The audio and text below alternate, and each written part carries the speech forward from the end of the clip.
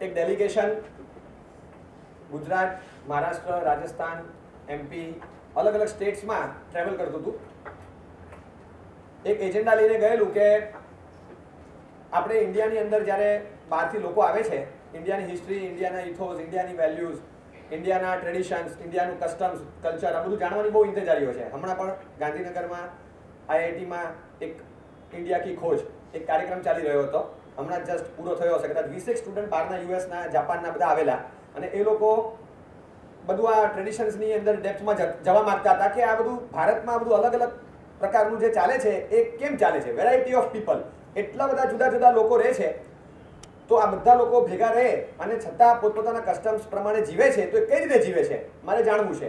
એટલે આ બધું એ લોકો અહીંયા જાણે. આપણી પાસે કંઈક તૈયાર ડેટા, તૈયાર પ્રોફાઇલ, તૈયાર સાહિત્ય હોય તો આપણે એમને સીધે સીધું આપી શકીએ. એ લોકો બધે ગયા અને ક્વેશ્ચનરી તૈયાર કરેલી, દરેક ગામમાં જવાનું અને ખાસ કરીને ઇન્ટિરિયર, રૂરલ ઇન્ડિયા જે કહેવાય, રૂરલ ભાગ, એ બધામાં જવાનું એ લોકોએ પસંદ કર્યું કે ત્યાં આગળ તમને કોઈ પ્રસિદ્ધ ના હોય, જૂની જૂની વાતો ઘણી જાણવા મળશે જે બહાર પ્રકાશમાં ના આવી હોય. જઈને ક્વેશ્ચનરી પ્રમાણે એ ક્વેશ્ચન્સ પૂછે ને સામે ફોર્મ્સ ફિલઅપ કરી દે. એટલે પછી આખી ફાઇલ તૈયાર થાય કે આ જિલ્લામાં અમે 20 જગ્યાએ ગયા, એ બધા ગામોના રિવ્યૂ આ પ્રમાણે છે. એક ગામમાં જઈને કોમન ક્વેશ્ચન્સ પૂછે અને એક ક્વેશ્ચન બહુ કોમન હતો કે was any leader Born in your village? તમારા ગામમાં કોઈ મહાપુરુષ, કોઈ લીડર, કોઈ નેતાનો જન્મ થયેલો? એટલે ઓફકોર્સ બારડોલી હોય તો કોકનું નામ આવે, પોરબંદર હોય તો કોકનું નામ આવે, બધાના નામો આવવા માંડે અને ફટાફટ લખે. તાલુકા કક્ષાનું એક ગામ કહેવાય, લગભગ 1.5 લાખ માણસની વસ્તી, પોપ્યુલેશન એટલું હતું. અને ત્યાં જઈને પૂછે છે ગામના બુઝુર્ગોને જે 80+ ના હતા, એ લોકોને ગામના ચોરામાં ભેગા કરીને પૂછે છે કે તમારા ગામમાં કોઈ મહાપુરુષનો જન્મ થયો? અમારા ગામમાં કોઈ મહાપુરુષનો જન્મ નથી થયો.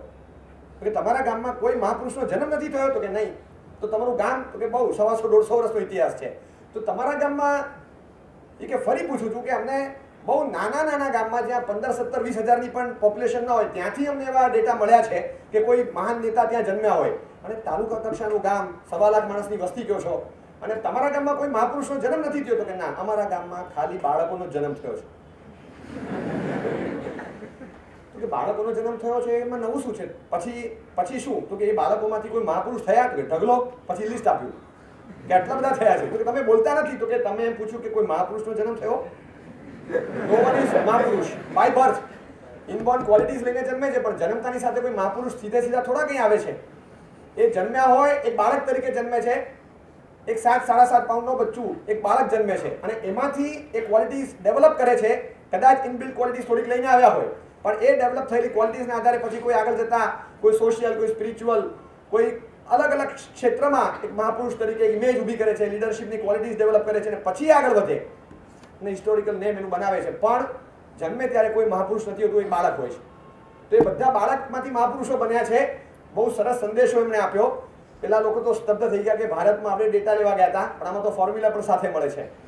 એમને સરસ ફોર્મ્યુલા પડી કે કોઈ પણ બાળક જન્મે છે ત્યારે બાળક જ હોય છે. ભલે ને મોહનદાસ કરમચંદ હોય, એ ગાંધીજી રાષ્ટ્રપિતા પછી બન્યા છે, પેલા તો એક બાળક તરીકે જન્મ્યા છે. જે પણ વ્યક્તિનો જન્મ થયો એને પોતાની બેઝિક ક્વોલિટીઝ જે હતી એને બહાર લાવી. દુનિયામાં કેટલા કોર્સિસ ચાલે છે, નૌકાર લગભગ લીડિંગ બધા કોર્સિસ કરાવતું હોય છે. એ ચાર્ટર્ડ એકાઉન્ટન્ટ હોય, પછી આગળ જતાં કોઈ ફિલ્ડમાં, કોઈ કમ્પ્યુટરમાં માસ્ટર્સ કરે છે, કોઈ એકાઉન્ટ્સમાં, કોઈ બિઝનેસ મેનેજમેન્ટમાં, કોઈ અલગ અલગ ફેકલ્ટીમાં જતા હોય, પોતપોતાની સ્ટ્રીમમાં જઈને પોતે આગળ વધે છે. અને દુનિયામાં એટલા બધા મેનેજમેન્ટ કોર્સિસ ચાલતા હોય છે. બિઝનેસ મેનેજમેન્ટ હોય, હોટલ મેનેજમેન્ટ હોય, ડિઝાસ્ટર મેનેજમેન્ટ હોય, સ્ટ્રેસ મેનેજમેન્ટ હોય. એક કોર્સ મને વિચાર આવે છે કે લગભગ બહુ ચાલતો નથી, that is self management. Self management જ્યાં સુધી નથી આવતું ત્યાં સુધી આ બધા કોર્સિસ એક સપોર્ટ સિસ્ટમમાં આવે છે. પણ મેઇન આપણે જે ટકવાના છીએ, દરેક માણસને ઘણી બધી ચીજોનું આકર્ષણ હોય છે અને દરેકની આકર્ષણની વસ્તુઓ જુદી હોય છે. તમે કીડીને પૂછો, મકોડાને પૂછો અને માણસને પૂછો, દરેકના જવાબ જુદા હોય. આપણે પણ જ્યારે નાના હતા, મોટા થયા, 20 વર્ષની ઉંમર, 22 વર્ષની ઉંમર, 23 વર્ષની ઉંમર, after turning into a chartered accountant, તમને કોઈ પૂછે તો તમને પણ BMW ગમતી હોય. નાના હતા ત્યારે પણ BMW ગમતી હતી, પણ ખાલી 3.5 ઇંચની. આપણે નાની ટોય કારથી રમતા હતા. પછી મોટા થયા પછી મોટી કાર ગમે છે. તો આપણે ધીમે ધીમે આગળ વધ્યા છીએ. આપણી પણ ચોઇસ, આપણી પણ લાઇકિંગ્સની ફિલિંગ્સ, આ બધું ધીમે ધીમે પલટાયું છે. દરેક વ્યક્તિને કોમન વસ્તુ પહેલેથી ગમે છે, દેટ ઇઝ સક્સેસ. દરેક વ્યક્તિને સફળતાનું આકર્ષણ પહેલેથી હતું, પહેલેથી. એક ચાઇલ્ડહુડમાં પણ આપણને ખબર છે કે આપણે જ્યારે જીદ કરીએ કોઈ ચીજ મેળવવા માટે ને રડીએ અને જો આપણને મળે ને તો વિક્ટોરિયસ મૂડ, જાણે કે નિઝામ ઓફ હૈદરાબાદને સિંહાસન મળી ગયું, એટલા બધા વિક્ટોરિયસ મૂડમાં આવી જઈએ, મારું કામ ધાર્યું થઈ ગયું, what I expected it went, એ થયું. બસ જે મારું ધાર્યું હતું એ જો ન થયું તો હું મોટેથી રડું છું, હું બીજું કાંઈ ન કરી શકું તો આખું ઘર માથે લઈ લઉં, પણ કારણ કે હું સક્સેસફુલ નથી. બચ્ચાની લાઈફમાં હતા ત્યારે પણ આપણને 5 વર્ષની ઉંમરે બીજી કોઈ અક્કલ નહોતી, પણ આ એક અક્કલ તો હતી કે સક્સેસનું આકર્ષણ હોય દરેક વ્યક્તિને, તો સક્સેસ કેવી રીતે મળે છે. આ બધા જેટલા લોકો બાળક તરીકે જન્મ્યા આગળ વધ્યા છે એ બધા જ લોકોએ જીવનમાં પોતપોતાના ફિલ્ડમાં સક્સેસ મેળવીને આગળ વધ્યા છે. કોઈ પણ સક્સેસફુલ લીડર હોય, કોઈ પણ માણસ હશે, સારો માણસ હશે, એ બધાના બેકસ્ટેજમાં તમે જાઓ તો તમને દેખાશે કે કોઈ મજબૂત સપોર્ટ સિસ્ટમ હતી, પોતે સેલ્ફ મેનેજમેન્ટમાં બાદશાહ હતા, અને એ કોર્સ જાણે કે પોતે ડેવલપ કરીને કરેલો હતો એવું લાગે. ક્યારેક ગરીબ કુટુંબમાં જન્મ્યા હશે તો કઈ રીતે ઓછા ખર્ચમાં પણ મોંઘું એજ્યુકેશન લેવું. મોટા ભાગના લીડર્સની તમે બાયોગ્રાફીઝ વાંચશો ને તમને લાગશે ઓટોબાયોગ્રાફીઝ વાંચતા કોકના પુસ્તકો લઈને ભણ્યા હશે, ક્યાંક લેમ્પ પોસ્ટની નીચે, સ્ટ્રીટ લાઇટની નીચે બેસીને ભણ્યા હશે, દિવસના ટાઈમે 4 કલાક મજૂરી કરવાની અને સાથે 6 કલાક અમેરિકન સિસ્ટમ નહીં પણ અહીંની સિસ્ટમમાં learning and earning both together બધે સાથે ચલાવતા હોય. આ બધું એ લોકોએ કર્યું છે અને પછી બહુ આગળ વધ્યા છે, બહુ જ. આ બધાના મૂળમાં જાઓ તો એક સેલ્ફ મેનેજમેન્ટનો એક સરસ સિસ્ટમ એ લોકોએ ડેવલપ કરેલી, એક નાનકડો કોર્સ તૈયાર કર્યો. ખાસ સ્પેશિયલી મને આમંત્રણ મળ્યું, નૌકારમાં આવવાનું થયું. દીક્ષા ઘણા વર્ષો પહેલાં લીધેલી, નાનપણથી નૌકાર ગણતો હતો પણ નૌકારમાં આવવાનું તો કોઈ દિવસ થયું નહોતું, આજે ફર્સ્ટ ટાઈમ આવ્યો. અહીંયા આવવાનું થયું. બહુ સારા ક્વોલિટી સ્ટુડન્ટ્સ અહીંયા આવે છે, જે રેપ્યુટેશન ઇન્સ્ટિટ્યુશનનું છે, જે રેપ્યુટેશન ડિગ્રીનું છે, અને જે રેપ્યુટેશન તમારા ફેમિલીઝનું હશે જેમાંથી તમે આવો છો. આ બધું જોયા પછી મને લાગ્યું સેલ્ફ મેનેજમેન્ટનો સરસ કોર્સ આપણે ડિઝાઇન કરીએ, જેના આધાર પર જેનું આકર્ષણ આપણને મૂળમાંથી બેઠેલું છે, સક્સેસ આપણને મળે, ટકે અને પચે. એ આપણને મળવું પણ જોઈએ, મેળવવા માટે પણ બહુ અઘરું છે. મળ્યા પછી ડાયજેસ્ટ નથી થતું અને પછી મેન્ટેન નથી થતું. It is easy to reach at the top but it is not easy to digest and stay there. એને ડાયજેસ્ટ કરીને પાછું ઉપર ટકી રહેવું એ બહુ ડિફિકલ્ટ છે. તો એક સક્સેસ આપણને ગમતું હોય એ આપણને મળે, પછી ટકે અને પચે પણ ખરું, અને કોઈ જગ્યાએ એની આડઅસર ન દેખાય. ખોરાક લીધા પછી ઘણીવાર ડાયજેસ્ટ નથી થતો તો એની આડઅસરો દેખાય છે. એવી રીતે સક્સેસ પણ એક બહુ હેવી ગુંદર પાક જેવો ભારે ખોરાક છે, જેની આંતરડાની તાકાત હોય એ પચાવી શકે, તો એ આપણને મળે. ગુંદર પાક, સાલમ પાક શિયાળામાં જ મળે છે. જેને પરવડે એ જ લઈ શકે છે. 400-600 રૂપિયા કિલોની આઈટમ હોય તો નોટ એવરીવન્સ કપ ઓફ ટી, પણ જેને મળે એ ખુશ હોય છે. એને ખબર છે કે એની અસર 8 મહિના 10 મહિના રહેશે, શિયાળામાં ખાધું હશે તો. એમ સક્સેસ પણ એક બહુ મોંઘો અને પોષક ખોરાક છે. એ જેને મળે એને બહુ ભાવે છે, બધાને આકર્ષણ છે, પણ એ પચવું જોઈએ ને ટકવું જોઈએ. તો એક 7 પોઈન્ટનો પ્રોગ્રામ વિચાર્યો. First is measure your ability. આપણી દરેકની એબિલિટી હોય છે, દરેકની કેપેસિટી હોય છે. આપણી એબિલિટીનું મેઝરમેન્ટ આપણે કાઢવું જોઈએ. સક્સેસફુલી આગળ વધવું છે, જે પણ સ્ટ્રીમમાં તમે આગળ જાઓ એમાં સક્સેસફુલી આગળ જવા માટે આપણી પાસે મેઝરમેન્ટ હોવું જોઈએ કે મેઝર યોર એબિલિટી. એક બિલ્ડર હોય છે, એક પોતાનો પ્રોજેક્ટ હાથમાં લે છે તો એ પહેલાં ગ્રાઉન્ડ આખું માપી લે છે કે કેટલા સ્ક્વેર મીટરનો પ્લોટ છે, FSI કેટલી છે, ટોટલ બાંધકામ કેટલું મળે છે, મારે કેટલું પ્રીમિયમ ભરવાનું છે, કોસ્ટિંગ મારે શું આવશે, પર સ્ક્વેર મીટર કે સ્ક્વેર વાર મારે કેટલું કોસ્ટિંગ આવશે, અને સેલ કરીશ ત્યારે મને કેટલું રિટર્ન મળે, બધું જ પહેલાં મેઝર કરી લે છે. અને પછી આટલા સમયમાં હું આટલું બાંધકામ કરી શકીશ કે નહીં. હું વ્યક્તિને કહું છું કે હું તમને આ તારીખે પોઝેશન આપીશ તો ત્યાં સુધીમાં હું પહોંચી શકીશ કે નહીં. આ બધું મેઝર કરી પોતાની એબિલિટી, પોતાની ફાઇનાન્શિયલ કેપેસિટી, અત્યારના કાયદાકીય સિસ્ટમ, અત્યારનો એસ્ટેટ માર્કેટનો માહોલ, આ બધું જોયા પછી એ મેઝરમેન્ટ કાઢે છે અને પછી એ અંદર ઉતરે છે. જો એ મેઝરમેન્ટ કર્યા વગર અંદર ઉતરે તો એકલો નથી લટકતો, 100 જણને લટકાવી દે. એટલે બધું ગણતરી મૂકી માપીને પછી અંદર જાય છે. Measure your ability. પહેલાં આપણે એબિલિટીનું માપ કાઢવું જોઈએ. ઘણા બધા સ્ટુડન્ટ્સ એવા હોય છે કે પોતાની એબિલિટીનો વિચાર ન કર્યો હોય. એ એબિલિટીનો વિચાર કર્યા વગર પોતે એકદમ આગળ વધી જાય. એબિલિટી બે રીતે હોય છે, મેઝર કરો તો તમને અંદાજ પણ આવે, અને ક્યાંક હાથમાં લીધેલું કાર્ય એના માટે એબિલિટી તમારે થોડીક એક્સેલ પણ કરવી પડે, થોડી વધારવી પણ પડે. તો એ રબર બેન્ડ જેવી છે, થોડીક સ્ટ્રેચ થઈ શકે છે. તમે બહુ ના સ્ટ્રેચ કરી શકો, પણ 2-2.5 ઇંચનું રબર બેન્ડ એ 6-6.5 ઇંચ સુધી જઈ શકે છે. તો વી કેન એક્સેલ ઇટ. આપણે એબિલિટી વધારી શકીએ છીએ. અને હંમેશા દરેકની તમે જમવા બેસો, ખાવાની એબિલિટી બધાની કેપેસિટી જુદી છે. કોઈ 3 રોટલીનો ઘરાક છે, કોઈ 6 રોટલીનો ઘરાક છે, કોઈ જમ્યા પછી 4 રોટલી બીજી ઠોકી શકે છે, કેપેસિટી છે. તો દરેકનું જુદું જુદું હોય છે. એવી રીતે ભણવાની પણ એક કેપેસિટી છે. કોઈકની કેપેસિટી એવી છે કે સીએ ને MBA બે ભેગું કરવું હોય તો એને ફાવે છે, એને કોઈ પ્રોબ્લેમ નથી. અને કેટલાકને એવું હોય કે બે ગ્રુપ એક સાથે નહીં થાય ભાઈ, આપણે એક ગ્રુપ એક સાથે પહેલાં કરો પછી બીજું ગ્રુપ કરો. 4 સબ્જેક્ટ છે, એક સબ્જેક્ટના પાના તમે ગણો, મારી જિંદગીના જેટલા દિવસો કે એટલા પાના છે, અને આટલું બધું એકસાથે થોડું થાય. મારી કેપેસિટી નથી, હું આટલો સ્ટ્રેસ બેર નથી કરી શકતો. કેટલાક બંને ગ્રુપ એકસાથે ક્લિયર કરી દે છે, સાથે બીજું પણ કંઈક કરતા હોય છે, અને તો પણ ફ્રી ટાઈમ રહે છે ને. એની એક કેપેસિટી છે. દરેકની કેપેસિટી અલગ પ્રકારની હોય છે. અને એ કેપેસિટી એબિલિટીનું મેઝરમેન્ટ ક્યારે મળે? તમે દોડવો તો દરેકની દોડવાની પણ એક કેપેસિટી છે, બરાબર? કોઈ ફાસ્ટ, કોઈ સ્લો, કોઈ મીડિયમ. તમે દોડો છો તો તમારી દોડવાની કેપેસિટી કેટલી છે એ એક્ઝેક્ટ મેઝર ક્યારે થાય? બોલો. દોડીએ ત્યારે? તમે દોડો ત્યારે નહીં, તમારી પાછળ કૂતરું દોડે ત્યારે. બરાબર છે? તમે ગમે એટલું તમને કહેવામાં આવે કે તમારી મેક્સિમમ સ્પીડમાં તમે દોડો, અને તમે દોડ્યા, અને જે દિવસે તમારી પાછળ ટોમી દોડ્યો, એક્સેલ થશે જ, એમાં એક્સ્ટ્રા પેસ એડ થશે જ, એક્સ્ટ્રા સ્પીડ એડ ઓન થશે જ, કમ્પલસરી. કારણ કે now you are running for survival. હવે તમે એમને તમે દોડો છો એ જુદું હતું, પણ તમે ટોમીના ભયથી જે દોડો એ અંદર જે પરસેવો છૂટે, અને તમે આગળ જઈને દોડો ને એની કરતાં પાછળ જોતા દોડો ત્યારે સ્પીડ વધે હંમેશા. પાછળ જોયા કરે છે કે મારી પાછળ કોઈ છે, મારી પાછળ કોઈ છે, મારી પાછળ કોઈ છે, અને તમે આગળ દોડો, તમને ચીયરઅપ કરનારા હોય, પણ સામે પાછળથી બીજો કોઈ ટોમી ટોમીને ચીયરઅપ કરતો હોય તો તમારા ધબકારો વધી જાય.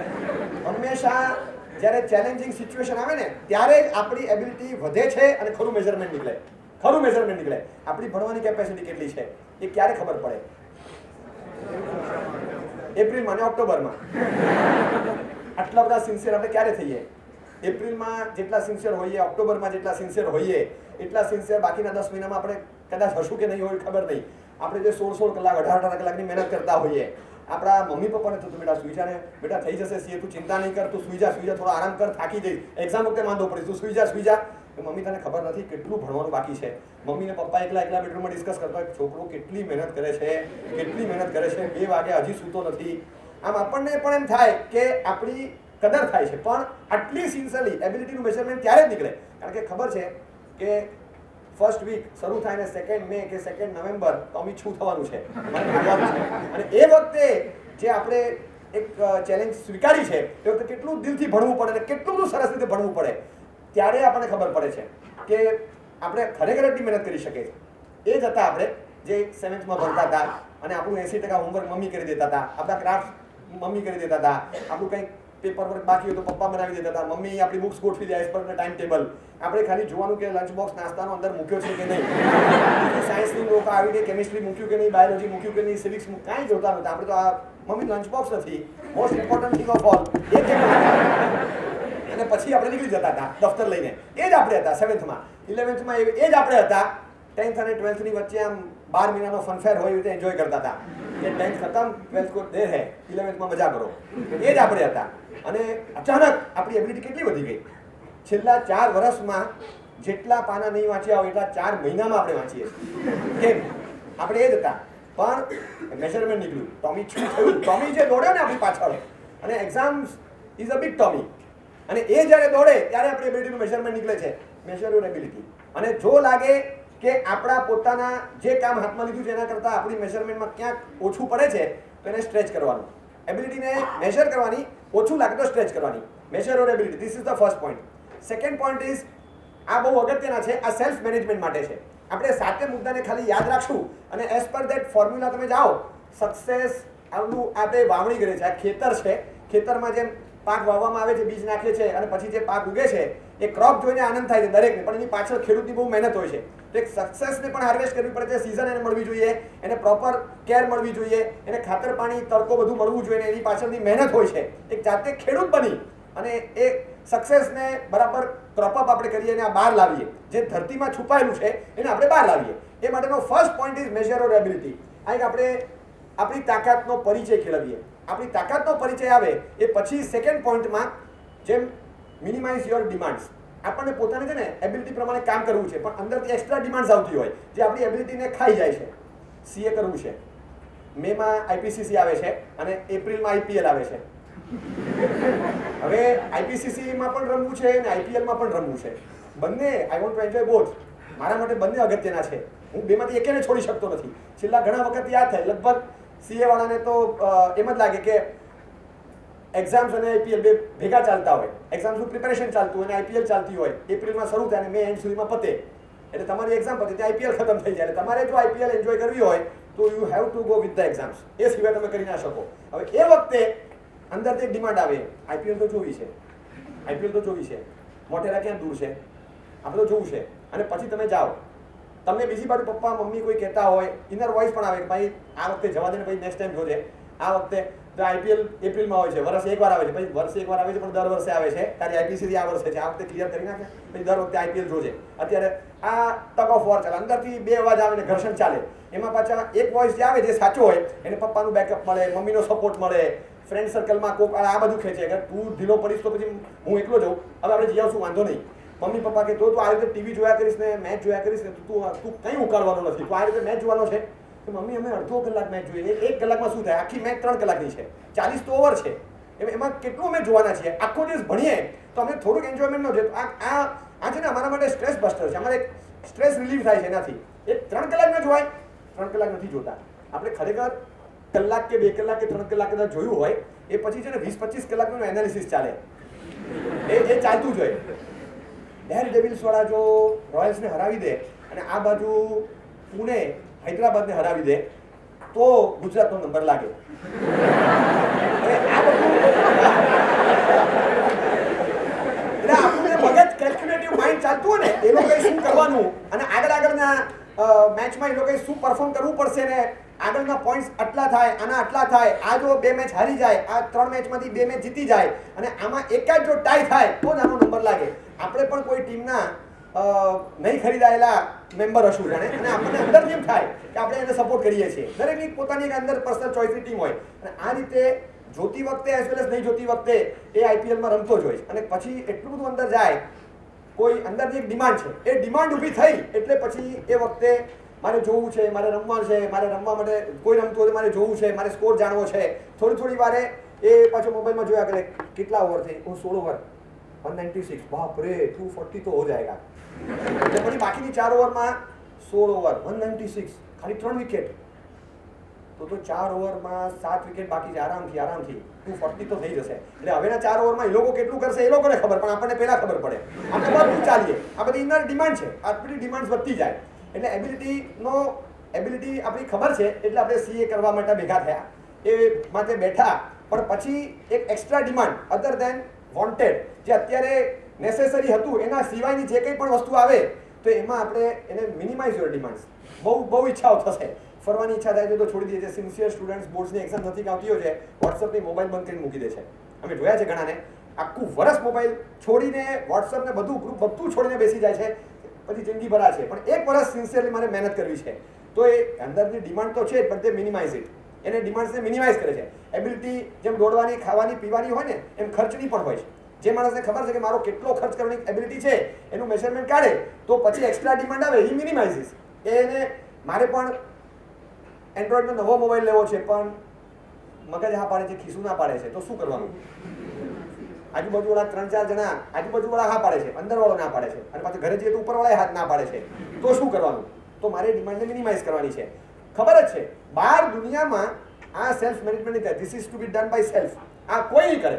એક્સ્ટ્રા ડિમાન્ડ તો ક્રિએટ થશે. બહારની દુનિયા તો આખું કેવું ચાલે છે કે તમને જે વસ્તુ જરૂરી ન હોય એ વસ્તુ તમને પકડાવીને જ રહેશું. આ તો શપથ લીધા હોય બધાએ, અને એ પોતાનો પ્રોડક્ટ વેચવા બેઠા છે. અને કેટલું સરસ બહાર બોર્ડ માર્યું હોય ને ઘણી વાર તો એ સેલનું બોર્ડ મારેલું હોય, એટલું લુક્રેટિવ ઓફર આપેલી હોય. પહેલું પાનું, બીજું પાનું ટાઈમ્સનું જોઈએ ને તો હવે ટાઈમ્સ ઓફ ઇન્ડિયા 3rd પેજથી જ શરૂ થાય. પહેલા ભાઈ તો એમેઝોન ને ફ્લિપકાર્ટ વાળા લઈ ગયા છે. ત્રીજા પાનેથી ટાઈમ્સ ઓફ ઇન્ડિયા શરૂ થાય. હવે તમે જુઓ આખા 2 પાના ડિમાન્ડ ક્રિએટ કરે છે. એ પિક્ચર્સ ને મૂકેલા હોય 995 એની પર ચોકડી મારે પછી 660 લખેલા. તમને થાય કે ઓહો 995 ની વસ્તુ 660 માં 30% ઓફ. આટલા રાતો લેવું જ જોઈએ. ક્યાંય પણ કોઈ ચીજ વાંચી, buy 1 get 1 free, save 10%, buy 1 get 2 free, buy 2 get 3 free, save 40%, buy 5 get 7, save 50, 60, 70%. આમ જે બોર્ડ મારેલા હોય ઘણીવાર મન થાય કે નીચે વાક્ય લખીએ, ડોન્ટ બાય, સેવ 100%.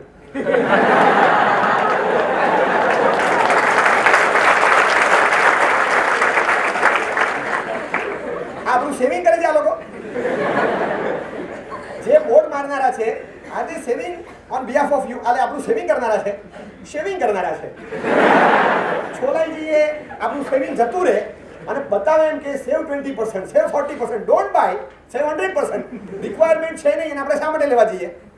હંમેશા તમને ફેસિલિટી આપવામાં આવે છે, એટલી સરસ, એટલી ઓફર, અને અંદરની જે ગ્રીડ હોય ને, ગ્રીડ, એને એન્કેશ કરવામાં આવે છે. દરેકમાં, મારામાં, તમારામાં, બધામાં અંદર એક ગ્રીડ નામનું તત્વ બેઠેલું છે.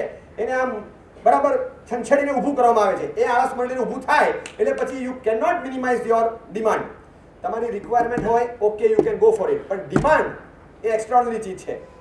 ઓર્ડિનરીમાં રિક્વાયરમેન્ટ આવે, ખાવું છે એ રિક્વાયરમેન્ટ થઈ, પણ મારે બહાર જવું છે, મારે આ વસ્તુ લેવી છે, મારે આમ જ કરવું છે, even if my pocket doesn't permit, મારે જોઈએ, ગમે તે કરો પણ મારે જોઈએ છે, તો એ ડિમાન્ડ થઈ. ને ડિમાન્ડમાં એવું છે, એક તો હું તમને કહું કે કોઈ વ્યક્તિ દીક્ષા લે ને, તો મેં દીક્ષા લીધી, મને ઘણા પૂછે, સાહેબ વિલિંગલી દીક્ષા લીધી?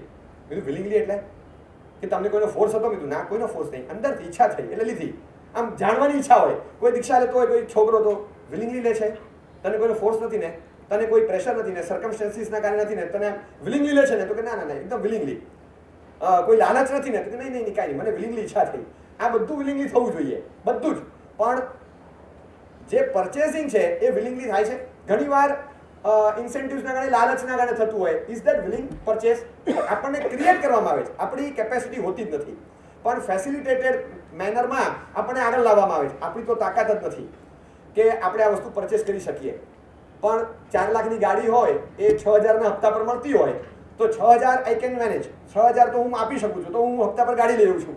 મને કહેવામાં આવે કે તમને આટલા ઓફમાં મળશે, તો હું લઈ લઉં છું, કારણ કે એ કેપેસિટી નથી, પણ મને ફેસિલિટી આપવામાં આવે છે, અને ફેસિલિટીને કારણે મને મન થઈ જાય, ચલો હું આ લઈ આવું, પેલું લઈ આવું, આ લઈ આવું, પેલું લઈ આવું, અને એક્સ્ટ્રાઓર્ડિનરી વસ્તુઓ લાવવા માટે મને મન થાય. ખાલી ટીવીની એડ જોયા પછી પણ કેટલી બધી ઈચ્છાઓ અંદરથી જાગૃત થાય છે. ડિમાન્ડ્સ એવી છે જે અંદરથી ક્રિએટ થાય છે, અને આટલી બધી વસ્તુઓ, ઢેરની ઢેર વસ્તુઓ જે જરૂર જ નથી જીવનમાં, એ બધી વસ્તુઓ ઘરમાં લાવીને મૂકીએ છીએ, એક્સ્ટ્રાની ખર્ચો કરીને.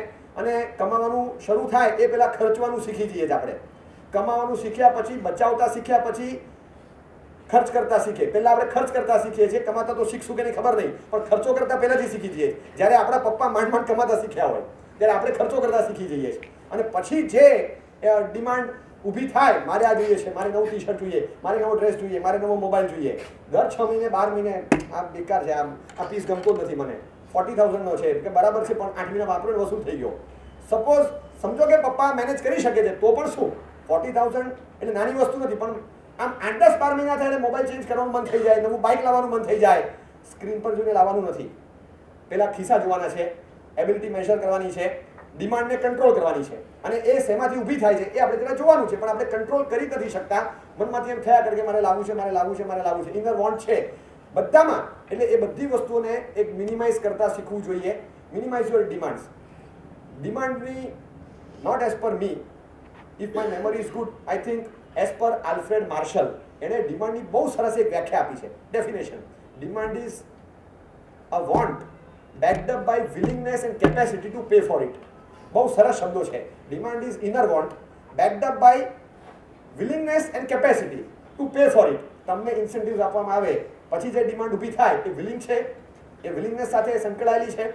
તમને લાલચના કારણે મન થાય, બીજાનું જોઈને જે મન થાય, એ મોટિવેટેડ ક્રિએટેડ ડિમાન્ડ છે, એ વિલિંગલી ઊભી નથી થતી. અને backed up by the capacity to pay for it. Mind my words.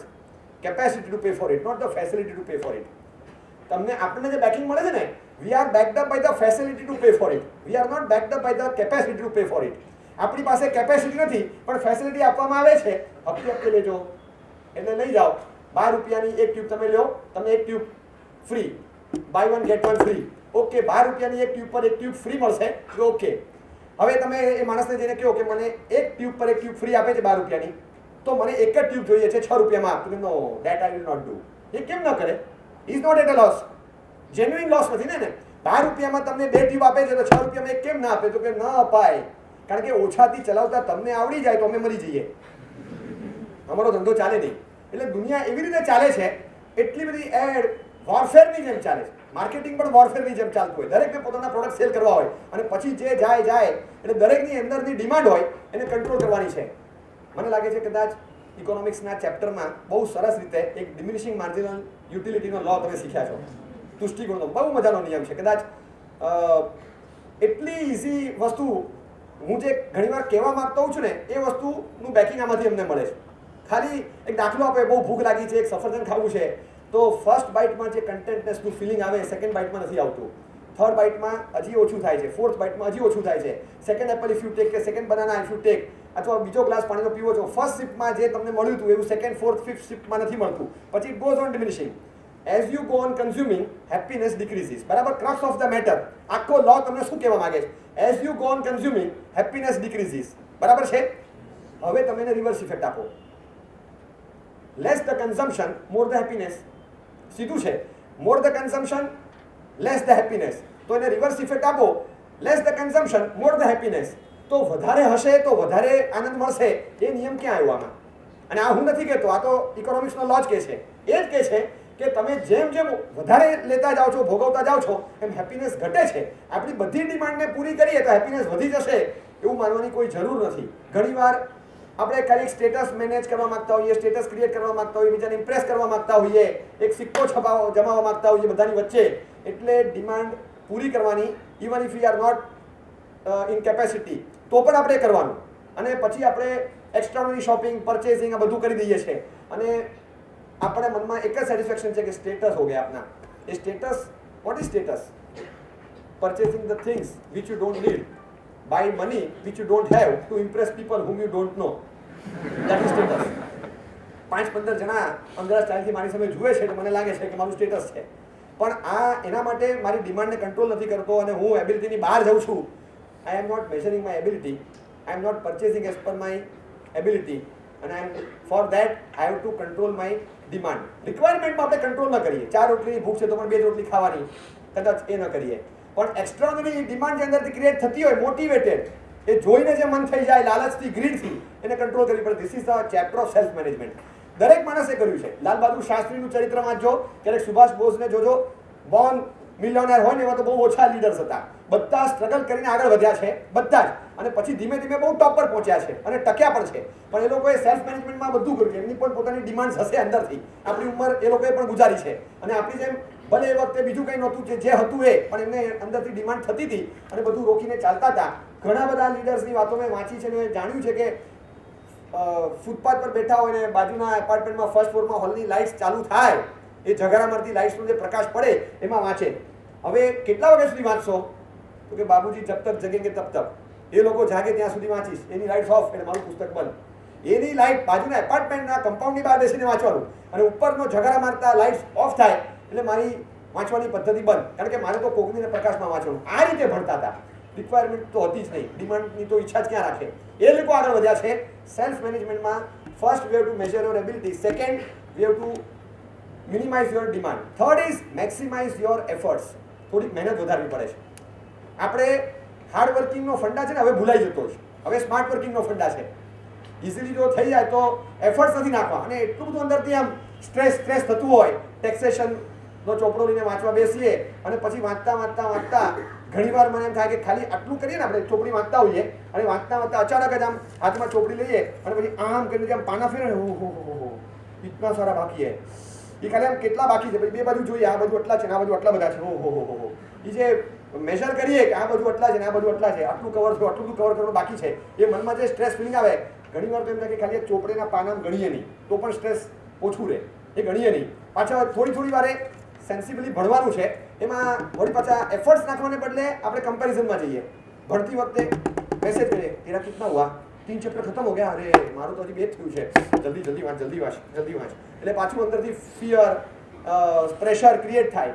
શાંતિથી વાંચવાનું અને ભણવા બેઠા છે. એફર્ટ્સ તો નાખવા પડે છે. મહેનત કર્યા વગર આગળ કોણ વધે છે? સક્સેસફુલી આગળ જે પણ ગયા હશે ને એ બધાએ જાત નીચોવીને તોડી છે, પછી સક્સેસ મળે છે. ઇવન તમે આજે સ્થાનમાં બેઠા છો ને, ટોપ પર છે આજે. 20 વર્ષ પહેલાં શું હતું? 20 વર્ષ પહેલાં તો બધા જ લેક્ચર્સ ને બધા જ સબ્જેક્ટ જાતે ભણાવવાના એક ક્લાસરૂમમાં અને સ્ટુડન્ટ્સ ભેગા કરવાના. અને કોઈ આવે તો આનંદ થાય, ચલો 2 સ્ટુડન્ટ નવા આવ્યા, ચલો 4 સ્ટુડન્ટ નવા આવ્યા, એવી રીતે ભેગા કરી અને મહેનત કરીને, સખત મહેનત કરી, બધા જ સબ્જેક્ટ જાતે ભણાવી અને એક બ્રાન્ડ ઇમેજ ક્રિએટ કરવાની.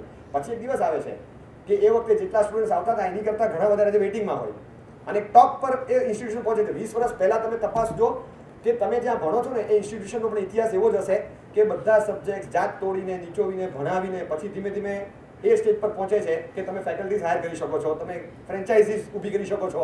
દુનિયાભરમાં, દેશભરમાં અને દેશાંતરોમાં પણ 1, 2, 5, 15, 20 જગ્યાએ તમારી ફ્રેન્ચાઇઝીઓ અને તમારું નામ હોય, ઇન્સ્ટિટ્યુશનના બ્રાન્ચીસ ચાલતી હોય, એવું એક વેલ્યુએબલ ઇન્સ્ટિટ્યુશન તૈયાર થાય, એક બ્રાન્ડ ઇમેજ ક્રિએટ થાય. પણ it tax 20 years to become N overnight wonder. રાતોરાત કોઈ વન્ડર નથી બનતું. એ રાતોરાત ઓવરનાઇટ વન્ડર બનવા માટે 20 વર્ષની મહેનત હોય છે. સચિન એક લેજન્ડ થઈ ગયો, પણ સચિન તેંડુલકર, ઓહો સચિન તેંડુલકર, આમ નામ સાંભળીને ગાલ પોળા થઈ જાય કોઈ પણ માણસના. પણ હર્ષ ભોગલે બહુ સરસ એક વાત લખેલી એના માટે, એની બાળપણની, ચાઇલ્ડહુડની વાત લખી કે એને એફર્ટ્સ કેટલા નાખ્યા છે, કેટલા એફર્ટ્સ. દિવસના બ્રેબોનમાં એ 13, 14નો 12 વર્ષનો હતો, રમતો હોય સ્કૂલ મેચીસમાં, એ વખતે જીમખાનાસમાં રમતો હોય ત્યારે 4, 4:30 મેચ પતે. નેક્સ્ટ ડે 9 o'clock પાછી બીજી મેચ શરૂ થાય, 4, 4:30 પતે. થર્ડ ડે પાછી ત્રીજી મેચ હોય. 30 દિવસમાં 29 દિવસ રમવાનું હોય. 4 વાગ્યા પછી શું કરે? 4 વાગ્યા પછી શું કરે? એ 4 વાગ્યા પછી સીધો જ 4:15, 6:15, 6:30, 7 વાગ્યા સુધી નેક્સ્ટ ડે માટેની પ્રેક્ટિસ કરે. તો આજે આખો દિવસ તો રમ્યો છું, હવે તો આરામ કરવા દો કે નહીં, નેક્સ્ટ ડે માટે પ્રેક્ટિસ કરવાની. એ થાકતો જ નહોતો, 12-13 વર્ષની ઉંમરે એટલો બધો મહેનત કરતો. 13 વર્ષનો છોકરો એટલી મહેનત કરે અને લિટરલી ટેબલ પર આવે ડિનર માટે, તેના આમ ગાલ ટેકરીએ સૂઈ ગયો હોય અને પછી જ્યારે ડિનર આવે એ વખતે સચિન જીવનાલા જમવાનું આવ્યું. મરાઠી મને કેવું પડે, જમવા બેસ, જમવાનું આવ્યું. હા, પછી એકદમ આંખ ખોલીને 8:15 જાગે અને પછી જમવા બેસે. એ જમવા બેસે. મહેનત એટલે સખત મહેનત અને અનુશાસન એટલું સ્વીકાર્યું છે. આપણી નાનકડી પણ ભૂલ કે આપણને કોઈ આગળ વધારવા માંગતું હોય, આપણને કોઈ કહી દે ને, હવે તાકાત નથી કે 12 વર્ષની ઉંમર પછી આપણે પપ્પાની થપ્પડ ખાધી હોય, મમ્મીનો એક લાફો ખાધો હોય, એ લોકોએ પ્રિપેરેશન રાખવું પડે સામે રિટેલિએશનનું. બાકી આપણી સામે હવે કોઈ બોલી ન શકે. મમ્મી બસ બસ, ચીલ બસ. એવા બધા ફંડા આપણે ગોતી કાઢ્યા છે. બસ, નાવ આઈ એમ નોટ અ કિડ. હવે હું 4 વર્ષનો નથી, CA કરું છું. બસ, મને અક્કલ છે, મને ભાડેની નથી જોતી. 6ઠ્ઠી ના પાસ, મને શીખવાડે તું કઈ રીતે ભણવાનું. આપણે મમ્મીને કંઈ પણ સંભળાવી દઈએ. તમે કર્યા છે? તમે ગયા છો નૌકારમાં? તમે ટેક્સેશન ભણ્યા છો? તમારી આખા વર્ષના બધી ટેક્સ્ટ બુક કરતાં મારા ખાલી એકાઉન્ટ્સના ચોપડાનું વજન વધારે. તમને ખબર છે? અને આવા 8 છે, એક નથી. હું ભણું છું, મને ખબર છે શું ભણવાનું. મને સલાહની જરૂર નથી. એટ ધ એજ ઓફ 18 આપણને સલાહની જરૂર નથી. કોઈ એફર્ટ્સ નાખવા નથી. આપણે તો આમ એક્ઝામ આવે ત્યારે જ સિન્સિયરિટી ક્યારે હોય? મને લાગે સીએના બધા સ્ટુડન્ટ છે ને, મેક્સિમમ લેવલ પર સિન્સિયરિટી ક્યારે આવે? એકદમ સારા જેવા આપણે ખરેખર બનવા માંગીએ છીએ એવા આપણે ક્યારે બનતા હશું? મને લાગે છે કે એક્ઝામ્સ પછી અને રિઝલ્ટ પહેલા વચ્ચેનો જે સમય છે ને, બહુ ક્રુશિયલ સમય હોય છે. એ વખતે આપણે કેટલા સરસ થઈ જઈએ, આમ પછી આમ. આ બધા ફિલિંગ આપણને બહુ ભારે આવે. બસ સારા કામ કરીએ, કોઈને માટે કમ્પેશનેટ ફિલિંગ આવે, કોઈને હેલ્પફુલ થઈએ. આપણને એમ જ છે કે એક્ઝામમાં જે પણ લખાયું એ પણ કદાચ તું થોડી હેલ્પ કરીશ ને તો એકાદ મેં ક્વેશ્ચન છોડી દીધો છે એ કદાચ સામે સ્ક્વેર અપ થઈ જશે. મનમાંથી એવું આવે છે. એફર્ટ્સ નાખવાના એ તો આપણે નથી શીખતા. કેટલા એફર્ટ્સ નાખવા પડે છે એ પછી માણસ આગળ વધે છે. એ પેલા કોઈ આગળ વધતું નથી. કોઈ અનુશાસનમાં રહેવું પડે છે, મહેનત સખત કરવી પડે છે, સ્ટ્રગલ કરવું પડે છે. એ વગર તો કોઈ ક્યારે પણ આગળ નથી વધતું. સચિન હોય કે કોઈ પણ હશે, કોઈ પણ ફિલ્ડમાં માણસને જ્યારે આગળ વધવું છે ત્યારે એને એમ જાત તોડીને એફર્ટ્સ નાખવા પડે છે. એક જ દિવસ ખાલી પ્રેક્ટિસમાં, કોચિંગમાં ટાઈમ પર સચિન નહીં પહોંચ્યો અને એના કોચ મિસ્ટર આચરેકર ગરમ થઈ ગયા. ક્યાં ગયો હતો? બધા આવી ગયા હતા. સચિન ગઈકાલે એણે મરાઠીમાં જવાબ આપ્યો, સુનિલ ખેડત હોતા એ બગાયેલા ગયેલા હોતા. એણે સરસ જવાબ આપ્યો. એને સુનિલ ગાવસ્કરને જોવાની એક આદત, એની કંઈક મેચ હશે, સુનિલ રમતો તો હું જોવા ગયો. ફાટ એક થપ્પડ પડી ગઈ સીધી.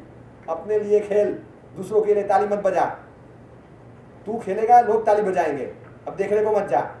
જે થપ્પડ પડી છે, રીસર એનાથી લોહી નીકળ્યું ને સટાક કરતો જે અવાજ આવ્યો છે, આપણે તો આચરેકરને છોડી જતા રહે, તેલ પીવા જાય આચરેકરને.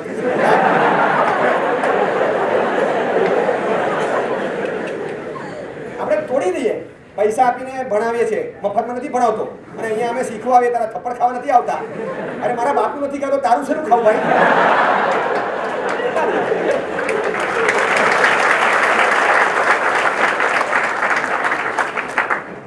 એને પોતે સ્ટેટમેન્ટ આપ્યું કે આચરેકરના એક થપ્પડે મારામાં એક મોટિવેશન ક્રિએટ કર્યું. अपने लिए खेल, दूसरों के लिए ताली मत बजा. तू खेलेगा, लोग ताली बजाएंगे. अच्छा, I am meant for this. अच्छा, તો now I have to measure my ability. મને ઈચ્છા થાય છે હું જોવા જઉં, પણ I should minimize my demands, I should maximize my effort. Okay, અને એને જે પણ કર્યું it was the first second third step of self management. તમે જુઓ, અને પછી he came out to be a legend. એ આગળ કેવી રીતે વધ્યો છે. એક ભૂલ થાય તો આપણે અરે always we focus on the mistake. અરે રે રે રે આવું કેમ થયું, આવું કેમ થયું, આવું કેમ થયું, આવું ચોથી વાર આવું થયું. If we focus on the mistake, we cannot focus on the solution because mind works at a time on one point. એક જ વસ્તુ પર ફોકસિંગ હોય અને લગભગ 90% 98% એવું થાય. Always we focus on the problems, never on the solution part. Solution part પર જઈએ ને, ઓકે વોટ નેક્સ્ટ, ચલો આ થઈ ગયું, વોટ નેક્સ્ટ, હવે શું કરવું છે બોલો. આપણે એની પર જઈ શકીએ પણ આપણે એમાં જતા નથી. એ માટે એફર્ટ્સ નાખવા પડે. એ નહીં ખાલી આપણે ક્લિયર કરો ને. Exams are not just to be clear. Exams ખાલી ક્લિયર સબ્જેક્ટ્સ ક્લિયર કરવા માટે નથી. આપણે સેકન્ડ સ્ટાન્ડર્ડમાં હતા, એક્ઝામ્સ ક્લિયર કરી, we came to the third standard, we clear the third standard, we came to the fourth standard, we clear the 11th, we came to the 12th. Exams is not just to clear the standards, it is to raise the standards. આપણા જે standards છે એને ઉપર લઈ જવા માટે exams હોય છે. અને એ વખતે સખત એફર્ટ્સ નાખી હોય, ટોમી આપણી પાછળ દોડતો હોય એવું ફિલિંગ આવે, અને આપણી સ્પીડ, આપણી એબિલિટી એમાં એક્સેલ થાય ને વધે, અને એનેથી એક મેઝરમેન્ટ મળે છે કે આ વખતે ગયા વખતે તમે વધારે મહેનત કરી છે, એનું ફળ પણ મને વધારે મળ્યું. તો એક એફર્ટ્સ અંદર રાખવાના. Maximise your efforts. Fourth, mature your personality. બહુ ઇમ્પોર્ટન્ટ પોઈન્ટ છે. દરેક વ્યક્તિની એક પર્સનાલિટી હોય છે. એ પોતાની પર્સપેક્ટિવમાં વિચારે ને. પર્સનાલિટી એટલે ખાલી સાઉન્ડ બોડી અને સ્માર્ટ લુક, આટલું જ ખાલી નથી આવતું. કોઈ સ્ક્રીન ઉપર કોઈના થોબડા કે બાવડા જોઈને આપણે wow what a personality, this is not a personality. એક બહુ અલગ સેન્સમાં આપણે એને પછી વિચારશું ક્યારેક. પણ આ મુદ્દો જઈએ ને, આપણી ઇનર પર્સનાલિટી હોય છે. પર્સનાલિટી એ પર્સોનિફાઈડ છે, અંદરથી જ ક્રિએટ થાય છે. દેખાવ પરથી, હાઇટ બોડી પરથી, વેટ પરથી, હેરસ્ટાઇલ પરથી, ડ્રેસઅપ પરથી. એક બહારની ચીજ છે. પર્સનાલિટી એ ઇનર ક્વોલિટી છે. એકચ્યુઅલી અંદરની એક ક્વોલિટી છે જેને આપણે મેચ્યોર કરવાની છે. આપણે એને બહુ જ સરસ રીતે કેળવવાની છે. અને એ મેચ્યોરિટી તમને દેખાય હંમેશા. બચપનમાં, બાળપણમાં, દરેકમાં દેખાશે કે આ મેચ્યોર પર્સનાલિટી છે. તરત ખ્યાલ આવે. પહેલી કે બીજી સેન્ચુરી બનાવ્યું ને, અને ક્રિકેટર્સ હાઉ ધ એક્ઝાક્ટ આમ જે કૂદકા મારે, જમ્પિંગ જેકાલની જેમ કૂદે, આમ બેટ પછાડે, આમ મુક્કા મારે હવામાં, હવા ચીરી નાખે, જે આમ કરતા હોય. અને 100 સેન્ચુરી મારનારને તમે પૂછો, 100 સેન્ચુરી મારી 1 to 100, દરેક સેન્ચુરીમાં સિગ્નેચર સ્ટાઇલ. ડાબા હાથમાં હેલ્મેટ હોય, જમણા હાથમાં બેટ હોય, અને આકાશ તરફ આમ, બસ આટલું જ, બીજું કાંઈ નહીં. This is the way he celebrates. નો એક્ઝલ, કૂદકા માર્યા અને આમ બેટ વીજી નાખ્યું, હવામાં મુક્કા માર્યા, કંઈ નહીં. તમે જોયો છે સચિન આ રીતે કોઈ દિવસ? એ પચાવી શક્યો. પહેલામાં પણ આ હતું, છેલ્લામાં પણ હતું. Mature personality. ઓટોબાયોગ્રાફી એની વાંચી છે. વ્યક્તિને ઓળખવા માટે છે ને, વ્યક્તિના નાના પ્રસંગો બહુ કહી જાય છે. બહારના you cannot measure Sachin in statistics, you have to measure him in his characteristics. એ કઈ રીતે આગળ વધ્યો છે. એણે કીધું ઇંગ્લેન્ડ સામેની મેચમાં 16 વર્ષ અને કદાચ ઉપર 250 દિવસ થયા હશે, 17 વર્ષની ઉંમર, અને ઓલ્ડ ટ્રેફર્ડમાં પહેલી સેન્ચુરી, લાઈફની ફર્સ્ટ મેં જ્યારે મારી. વર્લ્ડમાં સેકન્ડ નાનાની ઉંમરનો, ઇન્ડિયાનો સૌથી youngest to achieve a test century. અને સેવિંગ ધ મેચ, ટેસ્ટને ડ્રોમાં લઈ જવા માટે હું કામયાબ થયો. અને એ સેન્ચુરી અમારા માટે મેચ સેવિયર બની ગઈ. અને એ સેન્ચુરી જ્યારે પૂરી કરી, એને પોતે લખ્યું છે ઓટોબાયોગ્રાફીમાં. બહુ સરસ વાક્ય લખ્યું છે કે આઈ નો કે સેન્ચુરી જ્યારે પૂરી થાય, સ્ટેન્ડ્સમાં બધા એપ્લોડ્સ આપે, મારે આમ બેટ ઊંચું કરી અને રિસીવ કરવાના એપ્લોડ્સ, મને બધા ગ્રીટ કરતા હોય. અને although I was in England, I felt as if I am in Mumbai. મારું હોમ ક્રાઉડ હોય એ રીતે એક નાના છોકરાને એ લોકોએ મોટિવેટ કર્યો. સ્ટેન્ડિંગ ઓવેશન, 25-30 હજાર માણસ ઊભું થઈ ગયું અને તાળીઓથી મને નવડાવી દીધો.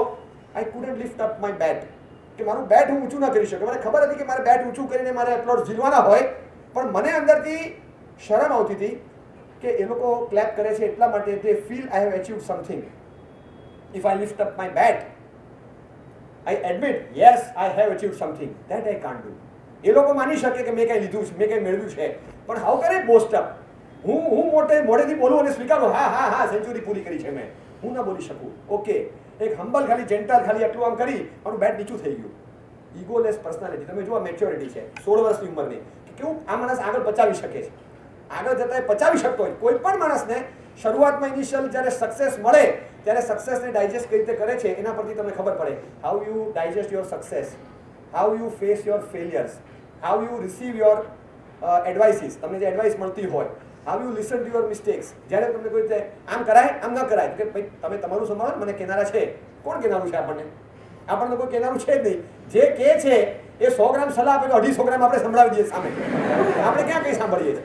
મેચ્યોર પર્સનાલિટી હોય એ માણસ સાંભળી લે છે. એ ક્યારે સામે ચર્ચા દલીલ નથી કરતો. If it is right I have to improve, if it is not right all right okay. એનો વ્યૂ હતો, મેં સાંભળી લીધો. એનો મતલબ એ નથી કે મારી ભૂલ જ હતી, પણ એ કોણ છે મારી ભૂલ કાઢનારો? કાંઈ માટે મારી ભૂલ જ કાઢવાની.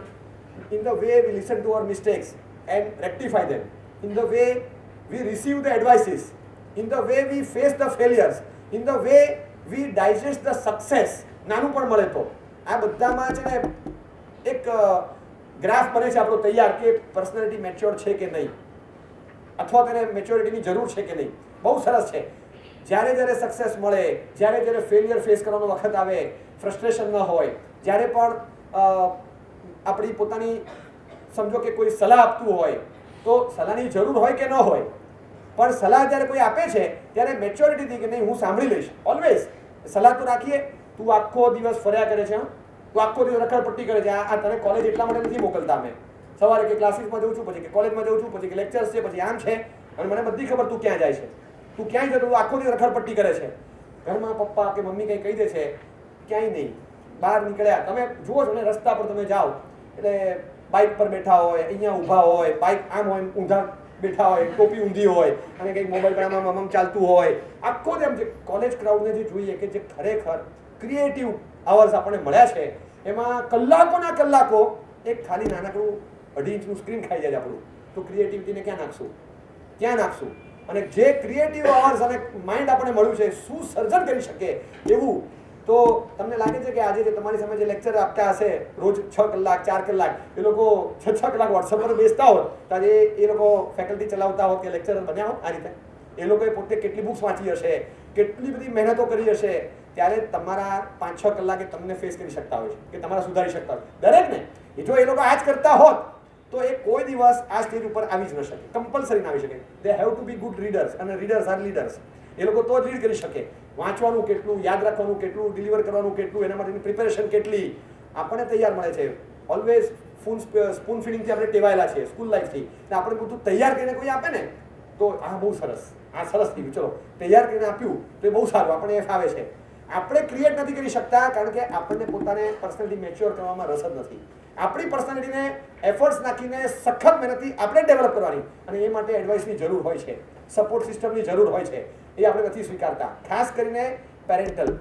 કદાચ અહીંયા તો કોઈ લેક્ચરરની સામે ફટાક મુંહ તોડ જવાબ ના આપી શકે, પણ કારણ કે રિલેશન્સ અલગ હોય છે. આ છે ને આ બધા કેવા છે ખબર છે? આ પ્લાન્ટેડ રિલેશન કહેવાય. એક લેક્ચરર અને તમારી વચ્ચેનો જે સંબંધ છે ને, that is a planted relation. Planted relation એટલે તમે અહીંયા એડમિશન લઈને એક રિલેશન નામનો છોડ વાવ્યો છે, એને તમે પાણી સિંચો છો, અને જેમ જેમ તમારું એક સ્માઇલ પણ આપો છો ને, તો યુ આર એને કંઈક ખાતર પાણી નાખો છો, you are cultivating the planted relation. તમે એને કલ્ટિવેટ કરો છો, એને છોડ ઉગે છે. એ સ્માઇલ આપો છો, એમાંથી પણ આ રિલેશન વધે. એ પ્લાન્ટેડ રિલેશન છે.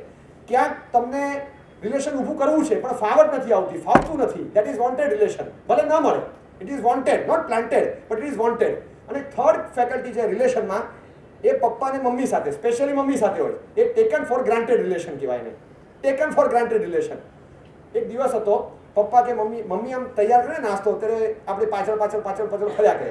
વચ્ચે હિંચકો હોય અને આપણે ગોળ મમ્મીને ફેરવીને મમ્મી બિચારા ફર્યા કરે. તો વિચાર કર્યો છે બાળપણનો વિચાર કર્યો છે. બુઝુર્ગ થઈએ 45, 50, 55 ના થાય ને પછી માણસ વગર ભણેલો પણ અડધો ફિલોસોફર થઈ જાય, અને 50, 55, 60 વર્ષની ઉંમરે મમ્મીની તસવીર સામે ઊભો રહે, મમ્મીની પુણ્યતિથિ હોય, મમ્મીની સામે એ અંદરનો શાયર એક શાયરી બોલે છે. બહુ સરસ સ્લોગન છે એને. थक गया हूँ पैसों के पीछे भाग भाग के, और थक गया हूँ नींद के लिए सारी रात जाग जाग के. क्या वो दिन थे और क्या वो माँ थी, वो पूरे दिन खिलाती थी मेरे पीछे भाग भाग के, और मुझे शांति से सुलाती थी पूरी रात जाग जाग के.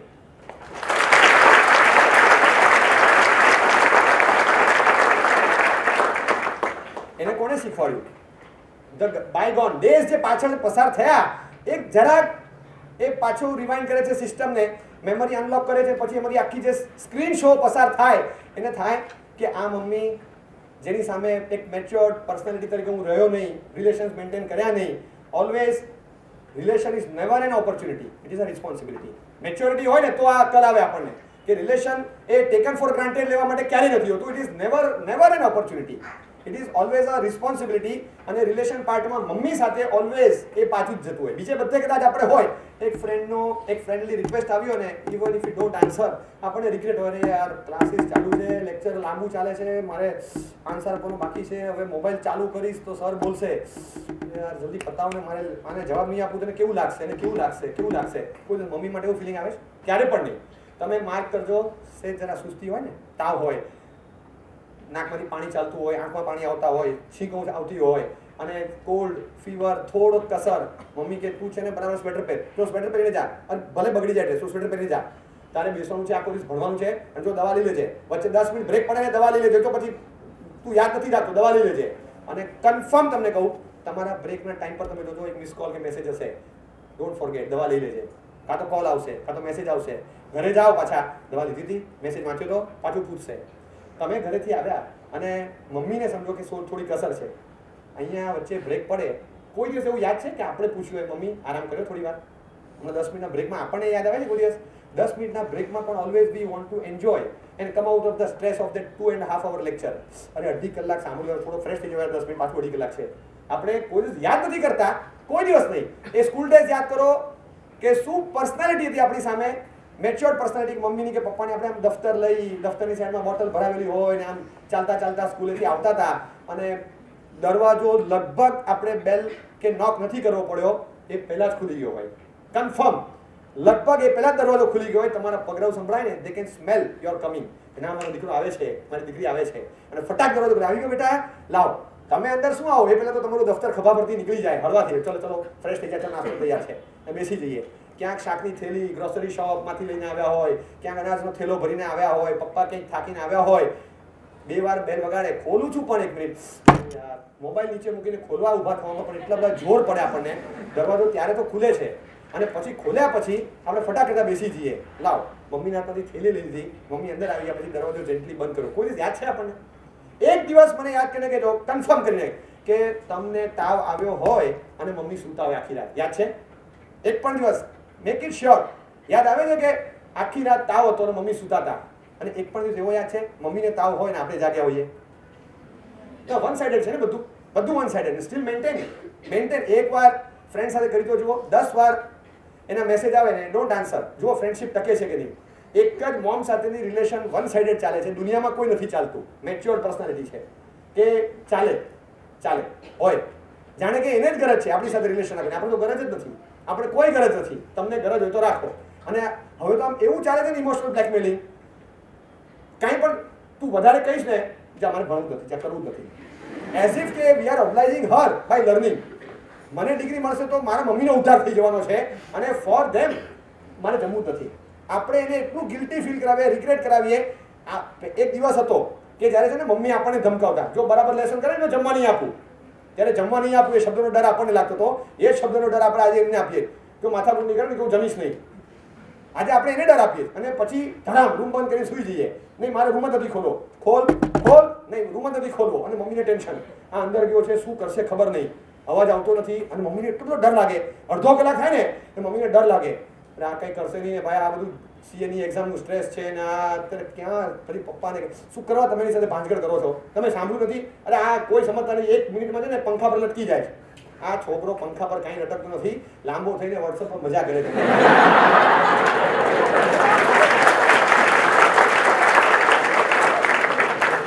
અંદરથી એ તડપતા હોય, અંદર એને જે ફિલિંગ હોય એટલું બધું સખત હોય, સખત. તમે આજે નહીં સમજાય એ વસ્તુ, આજે નહીં સમજાય. એમની જે મહેનત આપણી પાછળ છે, back answering, rough answering, matured personality નથી. ઇટ રિક્વાયર્સ મેચ્યોરિટી જોઈએ રિલેશનમાં. અને ખાસ કરીને આ ટેકન ફોર ગ્રાન્ટેડ નહીં લેવું, એ આપણા માટે નથી, બીજા માટે હોઈ શકે પણ આપણા જેવા માટે નહીં. એક સંસ્કારી બહુ સારા કલ્ચર ફેમિલીમાંથી આપણે આવીએ છીએ, એક બહુ સારા ઇન્સ્ટિટ્યુશનમાંથી આપણે વેલ્યુએબલ નોલેજ લઈએ છીએ, અને આ બધું આઉટ ઓફ ધ બુક્સ છે. કોઈ બુક્સમાં તો તમને આપણને આ મળવાનું જ નથી ક્યાંય, આઉટ ઓફ ધ બુક્સ આપણે શીખવાનું છે. અને આ છે ને સેલ્ફ મેનેજમેન્ટનો ટોપિક છે. આપણને કેટલીક વસ્તુઓ અંદરથી જ ઉગે કેળાની છાલ હોય તો શું કરવું એ આપણને શીખવાડવું પડે, બરાબર? કે કેળાની છાલ હોય ને તો આમ થઈને જવાનું, એની પર પગ નહીં મૂકવાનો. પણ ખાડો હોય તો શું કરવાનું કોઈ શીખવાડી જાય સુધી? આપણે આમ થઈને જઈએ છીએ ને. કોઈ દિવસ દિવાસળી કે સિગરેટ હોય ને આમ રસ્તા પર નહીં નાખવાની, એ આપણને શીખવાડેલું હોય. પણ ગેસ ચાલુ હોય તો હાથ નહીં મૂકવાનો એની પર, દાજી જવાય. કોઈએ શીખવાડ્યું આપણને? It is self manage. એ આપણને અંદરથી જ શું છે કે ના ન કરાય, ન જ કરાય. કોઈને ચપ્પુ નહીં મારવાની, એ શીખવાડે.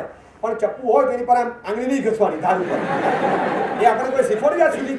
એ સેલ્ફ મેનેજ હોય છે. એ અંદરથી જ ખ્યાલ હોય કે ના ન જ કરાય, કોઈ દિવસ ન કરાય. કોઈ દિવસ આમ કૂતરો બગાસું ખાય તેને દાંત ગણવા માટે 1 2 3 4 કોઈએ શીખવાડ્યા સુધી કે નેવર કાઉન્ટ ધ ટીથ. એના દાંત ગણવા નહીં જતો, ફટ કરતું બટકું ભરશે અને પછી તું 1 2 3 4 5 6 કરતો હતો ને, ડોક્ટર 14 ઇન્જેક્શન આપે તો ગણજે 1 2 3 4 5 6 ગણજે કેટલા ઇન્જેક્શન આપ્યા એ ગણજે. આપણે કોઈએ શીખવાડ્યું નથી. It is self manage. આ બધી વસ્તુઓ જાતે શીખેલા છીએ, એ રીતે આપણે એને એપ્લાય કરીએ છીએ. તો રિલેશનોની દુનિયા તો પછી બધી ઊભી થવાની છે. અને પછી આપણે જ્યારે જઈએ, મેચ્યોર પર્સનાલિટી નથી. ક્યારેક મનમાં એવું થઈ જાય કે ક્યાંક મનમાં કોઈ વ્યક્તિ ગમી ગઈ, કોઈ એફેર થઈ ગયું, ક્યાંક નજર મળી ગઈ, અથવા કોઈ ફ્રેન્ડ્સની સાથે એટલા બધા અટેચ થઈ ગયા અને એ પછી મમ્મીને પપ્પા કંઈ ટોક કરે, તું શું કરે છે પૂછ. હંમેશા આપણે જવાબ આપવાનો. મમ્મી એટલે ક્વેશ્ચન પેપર, પપ્પા એટલે ઇન્ક્વાયરી ઓફિસર. બસ આપણા માટે તો પપ્પા કે મમ્મી છે ને કેરટેકર તો હતા એ દિવસ. પણ આજે અમે એમ જ લાગે, ઘરે આવીએ ઘણીવાર અમારી સાથે સ્ટુડન્ટ શેર કરતા હોય, ઘણી વાતો બહુ ફ્રીલી બોલે, ફ્રેન્કલી, કે મમ્મી આટલું બધું પૂછ આખો દિવસ સાહેબ આખો દિવસ પૂછ કરે તો પછી મગજ ના છટકે અમારું. આફ્ટર ઓલ અમે પણ સાહેબ 6 કલાક 8 કલાક ભણીને આવ્યા છીએ. આખો દિવસ પૂછ કર્યા કરે તો થાકીને જવાય. પછી બ્લાસ્ટ ન થાય અમારો. પણ હું તમને કહું, ચલો ઘરે જઈને એકવાર મમ્મીને કહેજો કે અમને છે ને આજે એક સ્પેશિયલ લેક્ચર હતું, એમાં અમને શીખવવામાં આવ્યું છે કે પ્લીઝ ડોન્ટ ક્વેરી, અમને કોઈ સવાલ પૂછવા નહીં. તમે મારા નામ સાથે કહેજો કે અમને મારા સાહેબે કીધું કે ડોન્ટ ક્વેરી, ક્વેશ્ચન્સ નહીં પૂછવા. હા, એક મધર તરીકે કે ફાધર તરીકે છે એટલે 7-8 સવાલની એમને છૂટ આપવાની. 7-8 સવાલ અને તમે લખી લેજો. ક્યાં ગયો તો, કેમ મોડું થયું, કોનો ફોન હતો, કેમ ધીમે ધીમે વાત કરે છે, આટલો ખર્ચો કેમ થઈ ગયો, કોની સાથે જાય છે. બસ આવા 7-8 સવાલ પૂછશે અને એને તમારે ક્લિયર આન્સર આપવાના. આ સિવાયનો કોઈ પણ સવાલ તમને જો પૂછે ને તો તમે કહેજો, બોલો તમને લાગે છે? તો તમને અંદરથી અવાજ આવશે કે આ 7-8 તો પૂછે છે, બીજું ક્યાં પૂછે છે, આ તો પૂછે છે. જે પૈસા લઈને ભણાવે છે એ સ્કૂલમાં, એ કોલેજમાં, એ ઇન્સ્ટિટ્યુશનમાં તમને 100 ને 150 સવાલ પૂછવાની છૂટ હોય છે. તો જેણે એક પૈસો ખર્ચ્યા વગર શ્વાસ ને જિંદગી આખી નાખી દીધી એ મમ્મી 7 સવાલ ન પૂછી શકે આપણને? 8 સવાલ આપણે ન પૂછી શકે? Can't we face the 8 questions જે આપણી લાઈફ માટે, મેનેજમેન્ટ માટે બહુ જરૂરી હોય છે, એ આપણે ન પૂછી શકે? Of course it is not an obstacle, it is not a query, it is the purpose of our life. બહુ પ્રિવિલેજ ફીલ થવું જોઈએ કે મારા મમ્મી મને પૂછે છે. કોણ નવરું છે? તમે આવો એકવાર છે ને બોમ્બેમાં વાલકેશ્વર પાછળની સાઈડથી હેંગિંગ ગાર્ડનથી જતા મેં જોયેલા છે. રસ્તામાં વોકમેન પહેરી, હાથમાં સાંકળ લઈ અને કૂતરાને લઈને ફરતા હોય અને એના છોકરાને લઈને આયા ફરતી હોય અને કૂતરાને લઈને મેડમ ફરતા હોય. અને આ લાઈફસ્ટાઈલ હોય ત્યારે આમ આપણને પણ એક મિનિટ તો વિચાર આવી જાય કે આ મેડમ કૂતરા સાથે છે અને છોકરા સાથે આયા છે તો કોને જન્મ આપ્યો.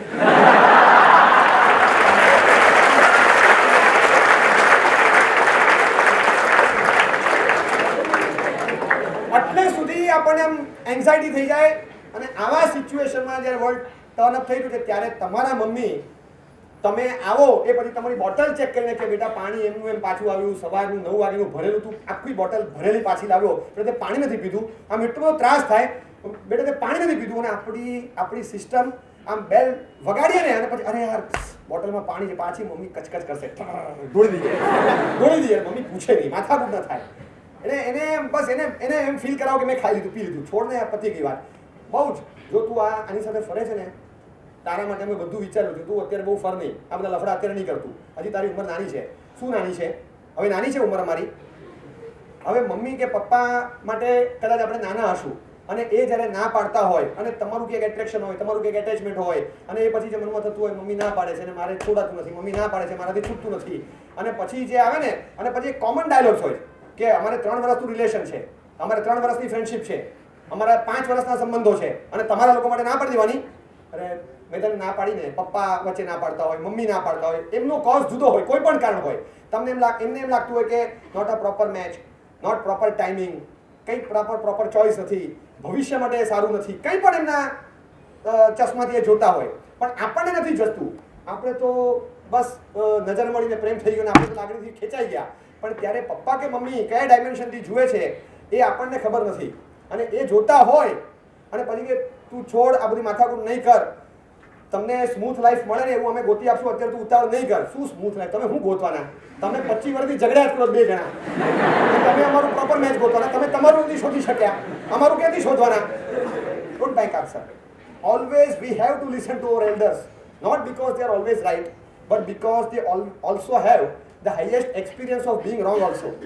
એટલે પણ એમની વાત સાચી હોય ઘણી વાર, કદાચ એમાંથી શીખ્યા હોય, પ્રોપર ચોઇસ ન મળી હોય છતાં મેન્ટેન કર્યા હોય રિલેશન, એમાંથી શીખ્યા હોય કે હવે શું ધ્યાન રાખવું કે આપણે થાપ ખાધી ન ખબર પડે. સીએ ફેલ થયો હોય ને એ સીએ ન હોય પણ સીએનો ગાઈડ બની શકે, એ કહી શકે કે ક્યાં થાપ ખાધી, બરાબર મહેનત કરજે. જો ક્વેશ્ચન એવા પૂછશે ને તને ખબર નહીં પડે, જૂના પેપર્સ જોઈને સોલ્વ નહીં કરતો, તારું મગજ લગાવજે, આટલું તો ખાસ વાંચજે, કોઈ ચીજને અંડર એસ્ટિમેટ નહીં કરતો. ત્યાં સેન્ટર પર છે ને કયું સેન્ટર મળે છે પણ ઇટ કાઉન્ટ્સ, પેપરની ડિઝાઇન પર છે ને ઇટ વર્ક્સ, એ કાઉન્ટ કરે છે, એ પણ મહત્વનો ભાગ ભજવે છે. એટલે તું બધી તૈયારી રાખજે. એવું લેન્થી પેપર આવશે ને કે 3 કલાકમાં પૂરું જ ન થાય, એ પણ તૈયારી રાખજે, પહેલેથી ફટાફટ લખજે, એક્સ્ટ્રા પેન લઈને જજે. હવે તું તો સીએ ફેલ થયો છે, તું શું મને સલાહ આપે છે? એટલે જ સલાહ આપું છું, એટલે જ સલાહ આપું છું. જે રોંગ પુરવાર થયા હોય એની પાસે પણ છે, પણ આપણે નથી સાંભળતા. બહુ વખત પહેલાં એક સરસ ફિક્શન મજાની વાત સાંભળી. માણસ એક લાગણીશીલ પ્રાણી છે. આપણી પર્સનાલિટી હોય છે ને, એક ઇમોશનલ પર્સન છે આપણે, લાગણીશીલ પ્રાણી. એટલે લાગણીથી માણસ ખેંચાતો હોય, ક્યાંય પણ ડ્રિફ્ટ હવે થઈ જાય અને ખેંચાય. હવે ઉપરવાળાની એકવાર ઈચ્છા થઈ કે માણસ લાગણી શૂન્ય બને તો કેવો લાગે, સંપૂર્ણ લાગણી શૂન્ય, ઇમોશનલેસ, એકદમ લાગણી શૂન્ય બને તો કેવો લાગે. એટલે પછી એને એનો જે માસ્ટર માઇન્ડ હોય ને અમિત શાહ, એ વાતે બોલાવ્યો અને કીધું કે એક કામ કર, બધા માણસોમાંથી લાગણીઓ ખેંચી લે, લાગણી શૂન્ય બનાવે, જળ લાકડા જેવો બની જાય, લાકડા જેવો લક્કડ છાપ બનાવી દે, લાગણીઓ ખેંચી લે બધી, કોઈ પણ સારી ખરાબ, કોઈ પણ પ્રેમ નહીં, ઈર્ષ્યા નહીં, સ્વાર્થ નહીં, એંગર નહીં, ઈગો નહીં, કંઈ જ નહીં જોઈએ, કંઈ જ નહીં, લાગણી શૂન્ય. આ ટેબલને કંઈ થાય? કંઈ જ ન થાય. ટેબલને કોઈ પ્રેમ હોય છે, ટેબલને કોઈ ઈર્ષ્યા થાય તો ડેસ્ક કરતાં તો હું સારું છું, તું તો કાર્યો છે, એને કંઈ થાય? સુપિરિયરિટી ફિલિંગ અને ઇન્ફિરિયરિટી ફિલિંગ કંઈ આવે છે ડેસ્કની ટેબલને? કંઈ ન હોય. આ લાગણી શૂન્ય છે. બસ માણસ એવો બનાવી દે. એટલે એનો જે ખાસ માણસ હતો મિસ્ટર મેડનેસ, ગાંડપણ, એને કામે લગાડ્યું, એને ફટ બધી માણસોમાંથી લાગણીઓ ખેંચી લીધી, એક રૂમમાં પેક કરીને તાળું મારી દીધું.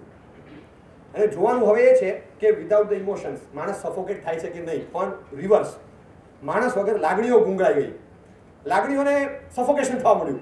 બારના સીલિંગ બધું તોડીને લાગણીઓ ભાગી બહાર, એ બહાર ભાગી ગઈ. માણસ વગર નહીં જીવી શકીએ, માણસ વગર નહીં ફાવે, એ બધી બહાર ભાગી ગઈ. અને બહાર ભાગીને પછી પેલા એ પકડ બધાને, પકડી લાવ બધાને અંદર નાખ. ઉપરવાળાએ હુકમ કર્યો, પાછો પેલો ગાંડપણ દોડ્યો અને બધાને પકડવા ગયો.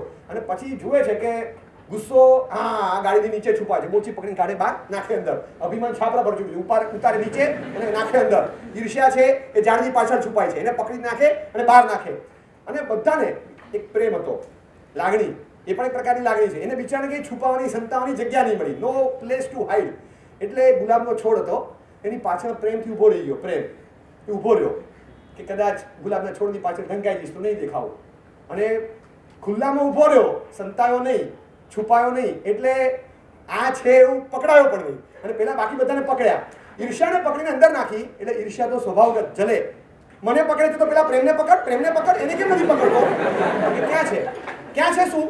આ ઊભો, આ ગુલાબના છોડની પાછળ પકડું છું, એને પણ પકડું છું, એને પકડ, મને નાખે કે આને નાખ્યો, એને કેમ છોડી દે છે? કરું.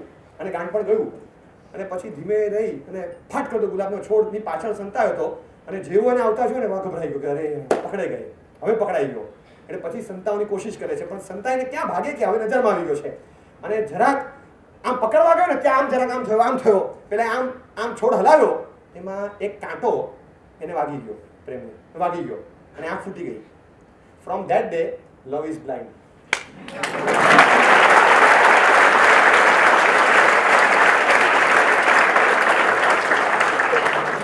એ દિવસથી આજ સુધીની હિસ્ટ્રી કહે છે કે પ્રેમ અંધ છે, આંધળો છે. ઉપરવાળાને ખૂબ દુઃખ થયું કે દુનિયામાં સૌથી વધારે લાંબુ જીવવાવાળી લાગણી હોય તો આ પ્રેમ. સૌથી વધારે સ્મૂથ અને સોફિસ્ટિકેશન સાથેની કોઈ લાગણી હોય તો આ. સૌથી સારી ઇમેજ આની. અને આંખ એની ફોડી નાખી. મેં તને અક્કલ આપી હતી, મેં આ કરવા તને મોકલ્યો હતો, જા હવે એને કોણ સાચવશે? આંધળો થઈ ગયો, રહેજે કાયમ માટે એની સાથે અને એને સાચવજે. એને ઓર્ડર કર્યો ગાંડપણને. From that day love is blind accompanied by madness. એની સાથે ગાંડપણ હોય. તમે જોજો કાયમ માટે લવ પ્લે પ્રેમ આંધળો હોય છે અને બેકઅપ એને પાછું મેડનેસનું મળે. અને પપ્પા મમ્મીનું સાંભળે નહીં, કારણ કે મેડનેસ સાથે હોય છે ને. અંધાપો તો હોય એટલે દેખાય નહીં, અને મેડનેસ સાથે હોય એટલે સાંભળે નહીં. પછી પર્સનાલિટી મેચ્યોર કેવી રીતે થાય મને કહો. ઇટ ઇઝ અવર પ્રિવિલેજ કે આ ફિક્શનમાંથી એક ફેક્ટ ફિગર આપણને મળે છે કે ખરેખર આપણી સાથે આવું બને છે. આપણી સાથે આવું બનતું હોય છે. એ કંઈક કહેતા હોય તો આપણા સારા માટે કહેતા છે, ઓકે આ છોડી દઈએ. 19 વર્ષની ઉંમરે ચૂપચાપ સુનમૂન થઈને બેસી જાય અને ક્યાંય ગમતું નથી, સુનમૂન થઈ ગયો, મારે ભણવું નથી, બસ મારે કંઈ કરવું નથી, મારી કોઈ રિક્વેસ્ટના જવાબ નથી, મારા કોઈ મેસેજના રિસ્પોન્સ નથી, હું ક્યાંય પણ આપું છું તો મને કોઈ જવાબ નથી આપતા, બસ. અને એટલા સુનમૂન થઈ જાય, એટલા બધા સુનમૂન થઈ જાય, આમ એમ લાગે કે જાણે બ્રેકઅપ થયું હોય ને તો એટલા બધા સ્ટ્રેસમાં હોય. મેચ્યોર્ડ પર્સનાલિટી છે ભાઈ. હજી 19 ને 20 વર્ષની ઉંમર છે, ટેક ઓફને 4 વર્ષની વાર છે, બ્રેકઅપ ક્યાંથી થયું પણ.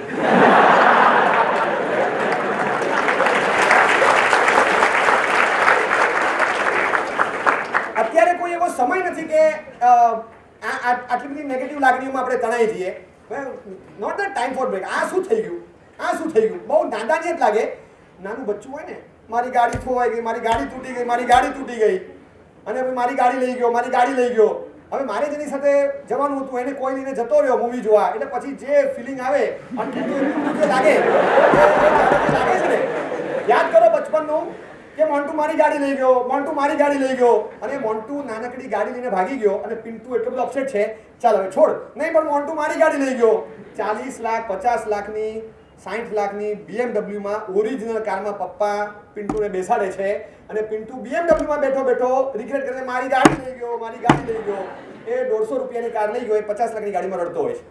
એને એ ખબર નથી કે ઓરિજિનલ કાર તો મને ભવિષ્યમાં આ મળવાની છે, ઓલી કાર તો છે એને નથી, શું કરવાનું, પતી ગયું. આ બધા ટોય રિલેશન છે.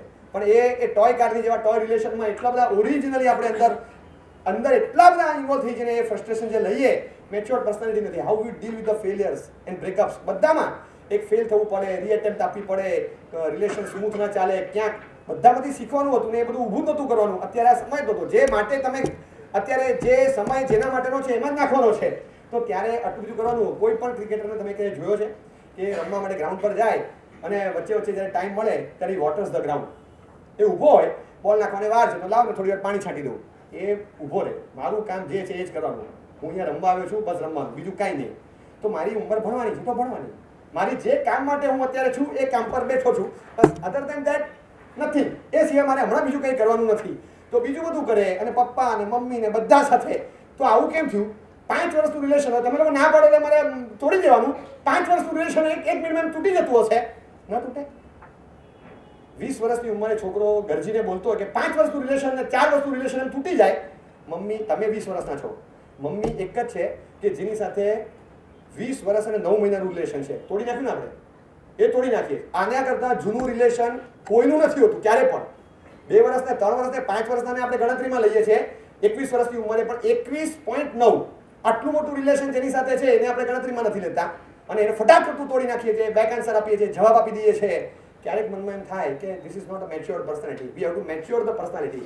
કે ક્યાંક એમની સલાહ ખોટી પણ વાત હોય તો એકવાર સાંભળી લઈએ, સમજાવવાનો પ્રયાસ કરીએ. Always there is right. એને આપણે રાઈટ છીએ એવું લાગે છે તો આપણે એને જસ્ટિફાઈ કરવાનો પ્રયત્ન કરીએ, આપણો વ્યૂ પોઈન્ટ. પણ એની સામે દલીલો કરીને તોડી નાખવાનું ને અનુશાસનમાં નહીં રહેવાનું, આ પદ્ધતિ એ ક્યારે પણ કોઈ સંજોગો. જો મારે શું ખાવાનું, મારે શું પહેરવાનું, મારે શું કરવાનું, મારે કોની સાથે ફરવાનું, મારે કોની સાથે વાત કરવાની, તું બધું ડિસાઈડ નહીં કર. કોર્પોરેટ હાઉસમાં જાઓ, તમારે જીન્સ પહેરવાનું કે ટી શર્ટ પહેરવાનું કે ફોર્મલ પહેરવાનું એ લોકો નક્કી કરે છે કે નહીં? તમે કેવી રીતે નક્કી કરો? મારે જીન્સ અને ટી શર્ટમાં આવવું હોય તો? હવે કોર્પોરેટ હાઉસમાં તમને મન થાય તમે 3/4 પહેરીને જાઓ, હલાવે ના પડે કે તમારે આ ડ્રેસમાં આવવાનું. એની પાછળ એનું થિંકિંગ હોય કે તમે જ્યારે આ ટાઈપમાં આવો છો તે તમે જીન્સ અને ટી શર્ટ પહેરશો તો you have the right to dress. Okay, પણ તમે પાર્ટી મૂડમાં, એન્જોયમેન્ટના મૂડમાં આવી જાઓ, આ ડ્રેસઅપની એક અસર હોય છે. તમે ફોર્મલ ડ્રેસમાં આવો તો વર્કિંગ એબિલિટી વધે, કંઈક એનું કંઈક એની પાછળનું રીઝન છે ને, એ એને ખબર છે. The best is in his knowledge. તો એને ખબર છે, લેટ હિમ ડિસાઇડ અવર ડ્રેસ કોડ. આપણે એક્સેપ્ટ કરીએ છીએ. ઇન્સ્ટિટ્યુશનમાં ભણીએ, મોબાઈલ 6 કલાક બંધ રાખવાનો, પણ રાખીએ છીએ બંધ. મમ્મી કે હમણાં અડધો કલાક મોબાઈલ મૂકી દે. શું મૂકી દે? 6 કલાક સર કેડે મૂકી દેવાનો. હવે તું કેડે પાછો અડધો કલાક મૂકી દેવાનો, આખો દિવસ મોબાઈલ જ મૂકી દેવાનો. આપણા સારા માટે કહેતા હશે, બીજું તો કંઈ છે નહીં. આમ જે બ્લાસ્ટ થઈ જાય, મમ્મી જો હાથમાં મોબાઈલ લે અને કંઈક જોતા હોય, મારો મોબાઈલ મૂકી દીધું, મારો મોબાઈલ મૂકી દે, ખાલી હાથમાં મોબાઈલ આવી જાય મમ્મીના હાથમાં તો આમ 1 મિનિટમાં તો આમ એમ થઈ જાય કે શું લઈ લીધું મારા હાથમાંથી. એટલે આ મેચ્યોર્ડ પર્સનાલિટીમાં એવું આવે છે કે ક્યાંય આપણે રિટેલિએટ થઈએ, ખાસ કરીને અનુશાસનનો ભંગ કરીએ, સફળતાને પણ પચાવી શકીએ, ભૂલ સ્વીકારી શકીએ, સલાહ એક્સેપ્ટ કરી શકીએ અને ક્યાંક સુધારો કરવો હોય તો કરી પણ શકીએ. આ બધી ક્વોલિટીઝ એક મેચ્યોર્ડ પર્સનાલિટી સાથે આવે છે અને એ ક્વોલિટીઝ આપણામાં ડેવલપ થવી જોઈએ. આ એક સરસ પોઈન્ટ છે. Measure your ability, measure your ability, પછી minimize your demands, maximize your efforts, mature your personality. 5મા નંબરમાં 7 પોઈન્ટ આપવા છે. 5મા નંબરમાં મેન્ટેન યોર ડિગ્નિટી.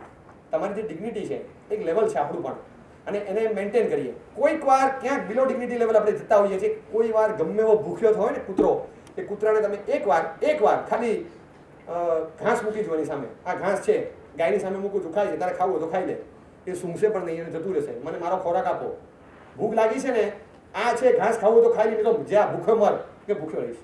કૂતરો ક્યારે પણ ઘાસ નહીં ખાય, કન્ફર્મ નહીં થાય. It is not my dignity. આ મારું લેવલ નથી. મને મારો ખોરાક આપો, નહીં તો નહીં ખાવું. ગમે તે ખાઈ પીવાનું, ગમે તે પી લેવાનું, સ્મોકિંગ ને ડ્રગ્સ ને એડિક્શન ને ડ્રિંક્સ ને બધું એટલું 15, 17 ને 18 વર્ષ પછી જે પકડી લે છે જીવનમાં, એ નીકળતું નથી. અને લગભગ સૌથી વધારે એન્ટ્રી થવાની ઉંમર આ છે. એક સોફ્ટ ટાર્ગેટ બની જઈએ આપણે, અને પાર્ટી કલ્ચરમાં કે બહાર ગયા છે, આ 31st આવે, અહીંયા ગયા, ત્યાં ગયા, આપણે રસ્તા શોધીએ છીએ. સરકાર નિયમો બનાવે, આપણે રસ્તા શોધવાના. એ સરકાર નિયમો બનાવે, આપણે રસ્તા શોધવાના કે ક્યાં લો પોઈન્ટ છે, કઈ પોળમાંથી નીકળી જવાય છે, ચલો ને આપણે કરી નાખશું. આ બધું ચેકિંગ છે તો આમ જતા રહીશું. 2 દિવસ તો હોય છે, આખા તમે બધું કરો બરાબર છે યાર, આપણે શું ખાવું, આપણે શું બધું તમે નક્કી કરો. એટલે આપણે કઈ માટલામાંથી પાણી કાઢીને પીવાનું હોય, કોઈક તો કાંઈક તો એન્જોયમેન્ટ હોય ને યાર. અને આ ઉંમર છે ને, બાકી તો કઈ ઉંમર પછી મોટા થઈને કે થોડું પીવાના છીએ. આપણને શેના માટે સર્જાયા છીએ? આપણી ડિગ્નિટીનું છે આ વસ્તુ. This is not my dignity. આ મારા લેવલની વસ્તુ નહીં. કોઈ પણ પ્રકારનું એડિક્શન આરોગ્ય માટે, સંસ્કાર માટે બધી રીતે નુકસાનકારક છે. નહીં જોઈએ મારા માટે, નથી જ જોઈતું. તો આ વસ્તુ એક બહુ જ ઊંચી વસ્તુ છે, બહુ ટોપ કેડરમાં. ક્યાંક છે ને, તમે સર્ચમાં જોજો, હાશિમ આમલા સાઉથ આફ્રિકન પ્લેયર માટે એક સરસ મેસેજ આવેલો.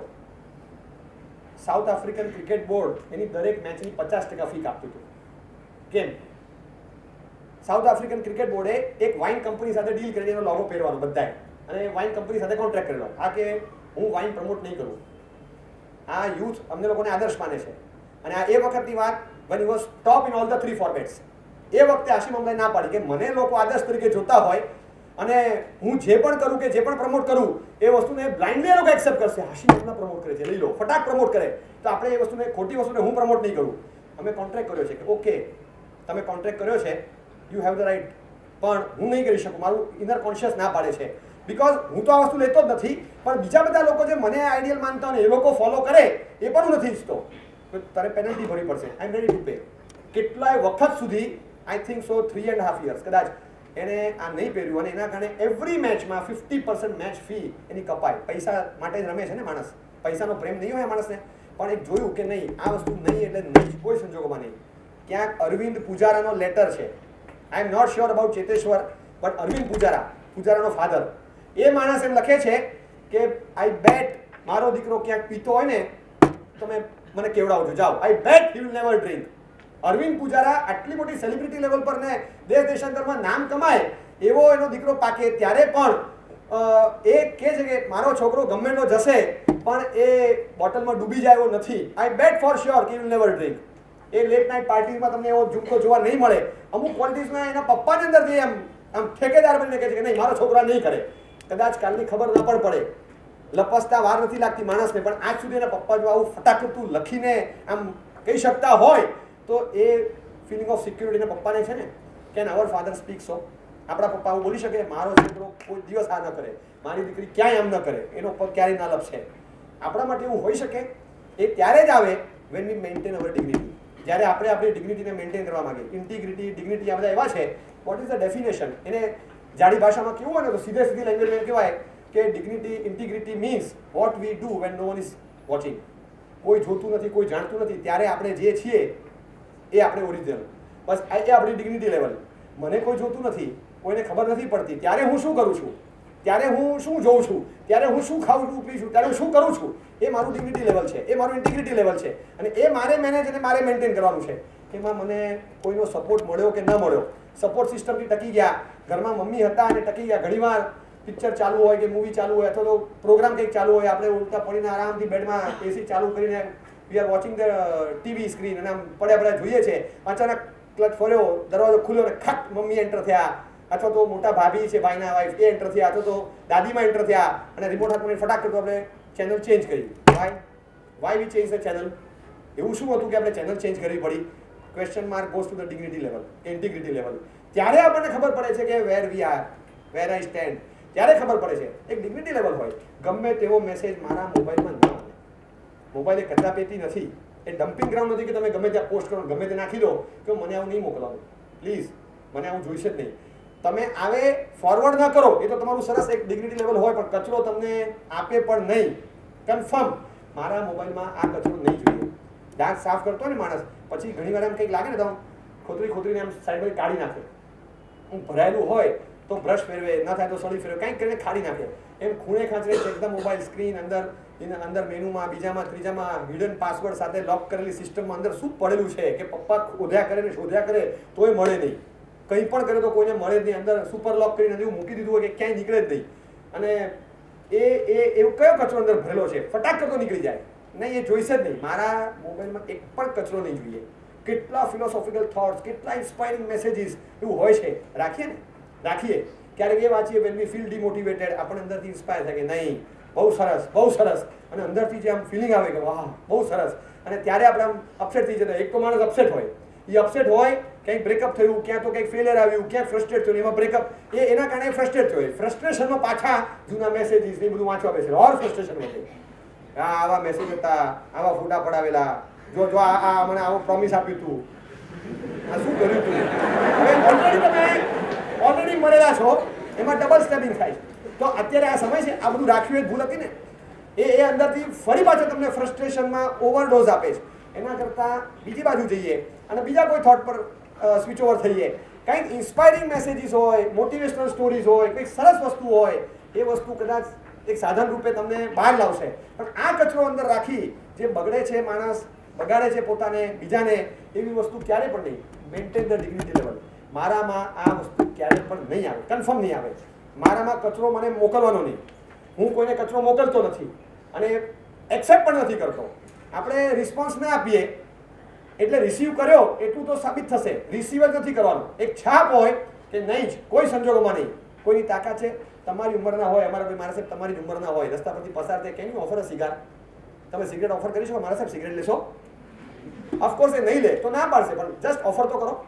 ના કરાય. અરે સિગરેટ થોડી ઓફર કરાય, પણ એ નહીં લે ને, ના પાડશે કે નહીં નથી લેતા. આ તો પણ ના પાડે તો નહીં લે, પણ તું ઓફર તો કર. ન કરાય. This is our dignity level. A dignity maintain કરી છે કે કરાય જ નહીં, ઓફર જ ન કરાય. ઓફર જ ન કરાય, પતી ગઈ. Simply not to be offered. બસ એવી રીતે અરે ન કરાય, આને મેસેજ ન કરાય, આ મેસેજ એને ના મોકલાય. અરે પણ મોકલ ને, એને નહીં ગમે તો ના પાડશે ને.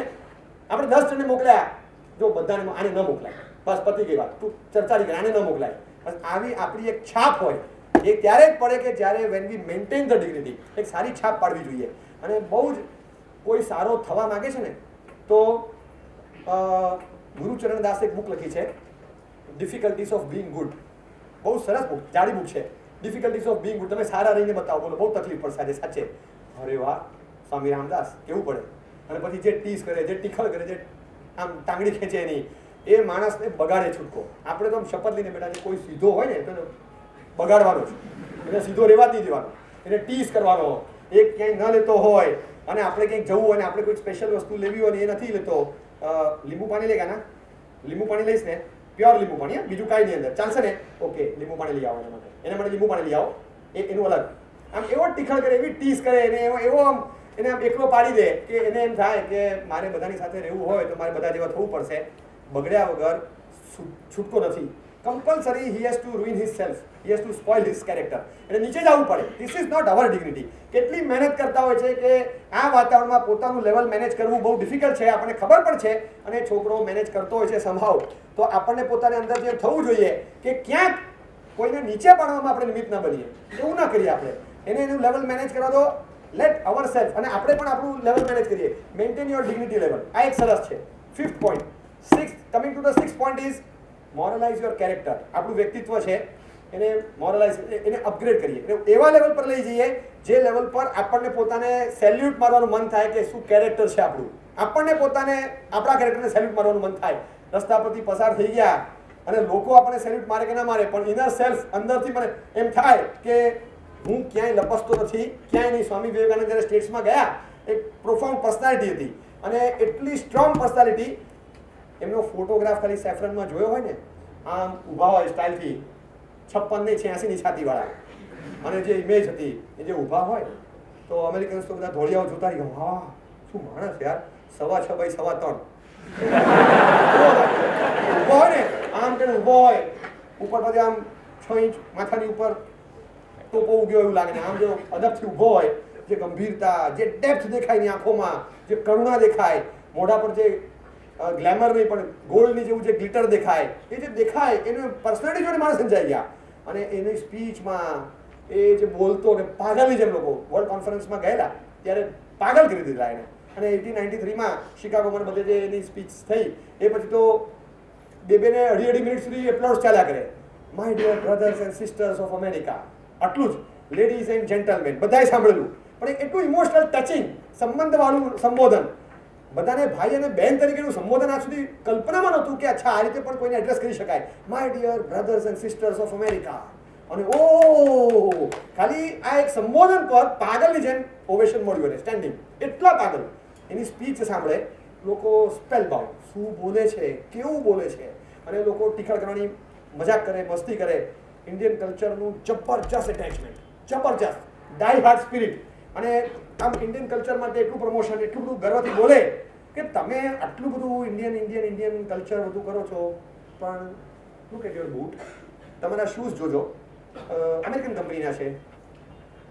હાઉ ઇઝ ઇટ કે તમે ઇન્ડિયન કલ્ચર એટલું બધું પ્રમોટ કરો છો તો અમેરિકન કંપનીના બૂટ પહેરો છો? યસ, ઇન્ડિયાની પાઘડી મારા માથા પર છે, જૂતા અમેરિકાના અહીંયા મૂક્યા છે, ટુ શો કે કયું કલ્ચર કયા સ્થાન પર છે. તમે બતાડી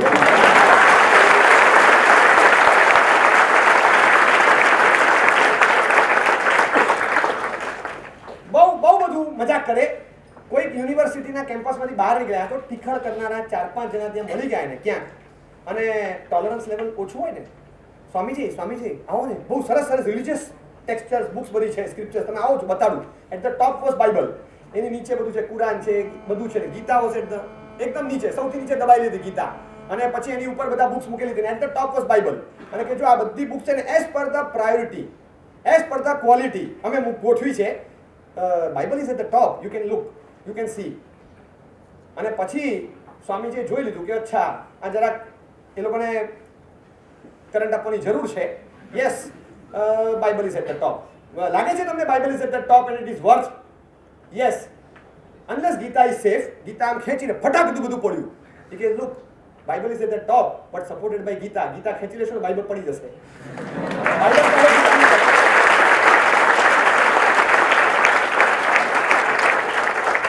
પોતાના રિલિજિયસ સેન્ટિમેન્ટ્સ, કલ્ચરલ વેલ્યુઝ અને લાઇકિંગ્સ બધામાં એટલા સ્ટ્રોંગ હતા. પર્સનાલિટી બહુ મેચ્યોર કે હું કોઈને છેડતો નથી, પણ કોઈ મને છેડે તો એને છોડતો પણ નથી. તમે ખાલી મગજની નસ નહીં ખેંચતા, સમજી લેજો. બસ એટલું સ્ટ્રોંગ એપિયરન્સમાં એને જે ફટાકડું કીધું, અને એની આ સ્પિરિટ અને એના લેક્ચર્સ અને થંડરિંગ કરન્ટ્સ એનાથી બધા આવર્જિત થઈ ગયા, including a very smart young lady of 22 પાછળ પડી ગઈ પાગલની જેમ કે ગમે તે થાય મારે આની સાથે ફ્રેન્ડશિપ કરવી છે. આ સ્વામીજી આઉટ ઓફ કવરેજ. આમાં કઈ થાય નહીં, તમે ગમે એટલા નજીક જાઓ, કનેક્શન એરર આવે જ નહીં યાર. આ ક્યાંય આવે જ નહીં. તમે જે કરવા જાઓ એ કંઈ પણ કરે. સ્વામીજી છે અને અંદરની સ્પિરિટ વાળા હતા, કલ્ચર્ડ માણસ. નેક્સ્ટ ડે લેક્ચર્સ, આજનું લેક્ચર પત્યું, નેક્સ્ટ ડે લેક્ચર્સના પ્રિપેરેશનમાં આવો મસ્ત મોટો હોલ છે, એકદમ પેક કેસી હોલ. કોર્નરમાં એક કોફી ટેબલ પર બેઠા છે અને just turning around the pages. એ જોતા હતા, રિફર કરતા હતા. આવતીકાલના લેક્ચર્સનું પ્રિપેરેશન ચાલે છે, 10 વાગી ગયા અને આમ બેઠા છે. આમ એકદમ બુકો આમની જેમ ચોપડીમાં મોઢું નાખીને બુક્સ ફેરવી રહ્યા છે. અચાનક આ ટેબલ આમ હલ્યું, એકદમ ચમક્યા અને આમ જોયું તો સામે સ્માર્ટ યંગ લેડી ઓફ 22 અને આમ આંખ કરી, હાઉ આર યુ? ફાઇન. પાછું જોવા મળ્યા, પાછું ટેબલ પેલા હલાવ્યું,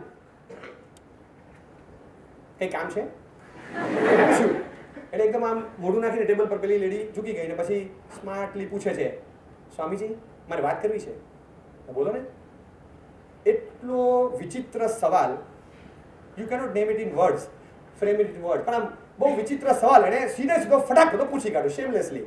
આઈ want a child like you, what should I do? Swamiji આટલું સીધું ફટાક ને at the first stroke, unbelievable. ઊભા થયા, પેપર્સ નીચે મૂકી દીધા, ખુરશી પાછળ લીધી, બહાર નીકળ્યા. You want a child like me? आपको मुझ जैसा बच्चा चाहिए? बिल्कुल मुझ जैसा. अरे मैया, मैं ही आपका बच्चा.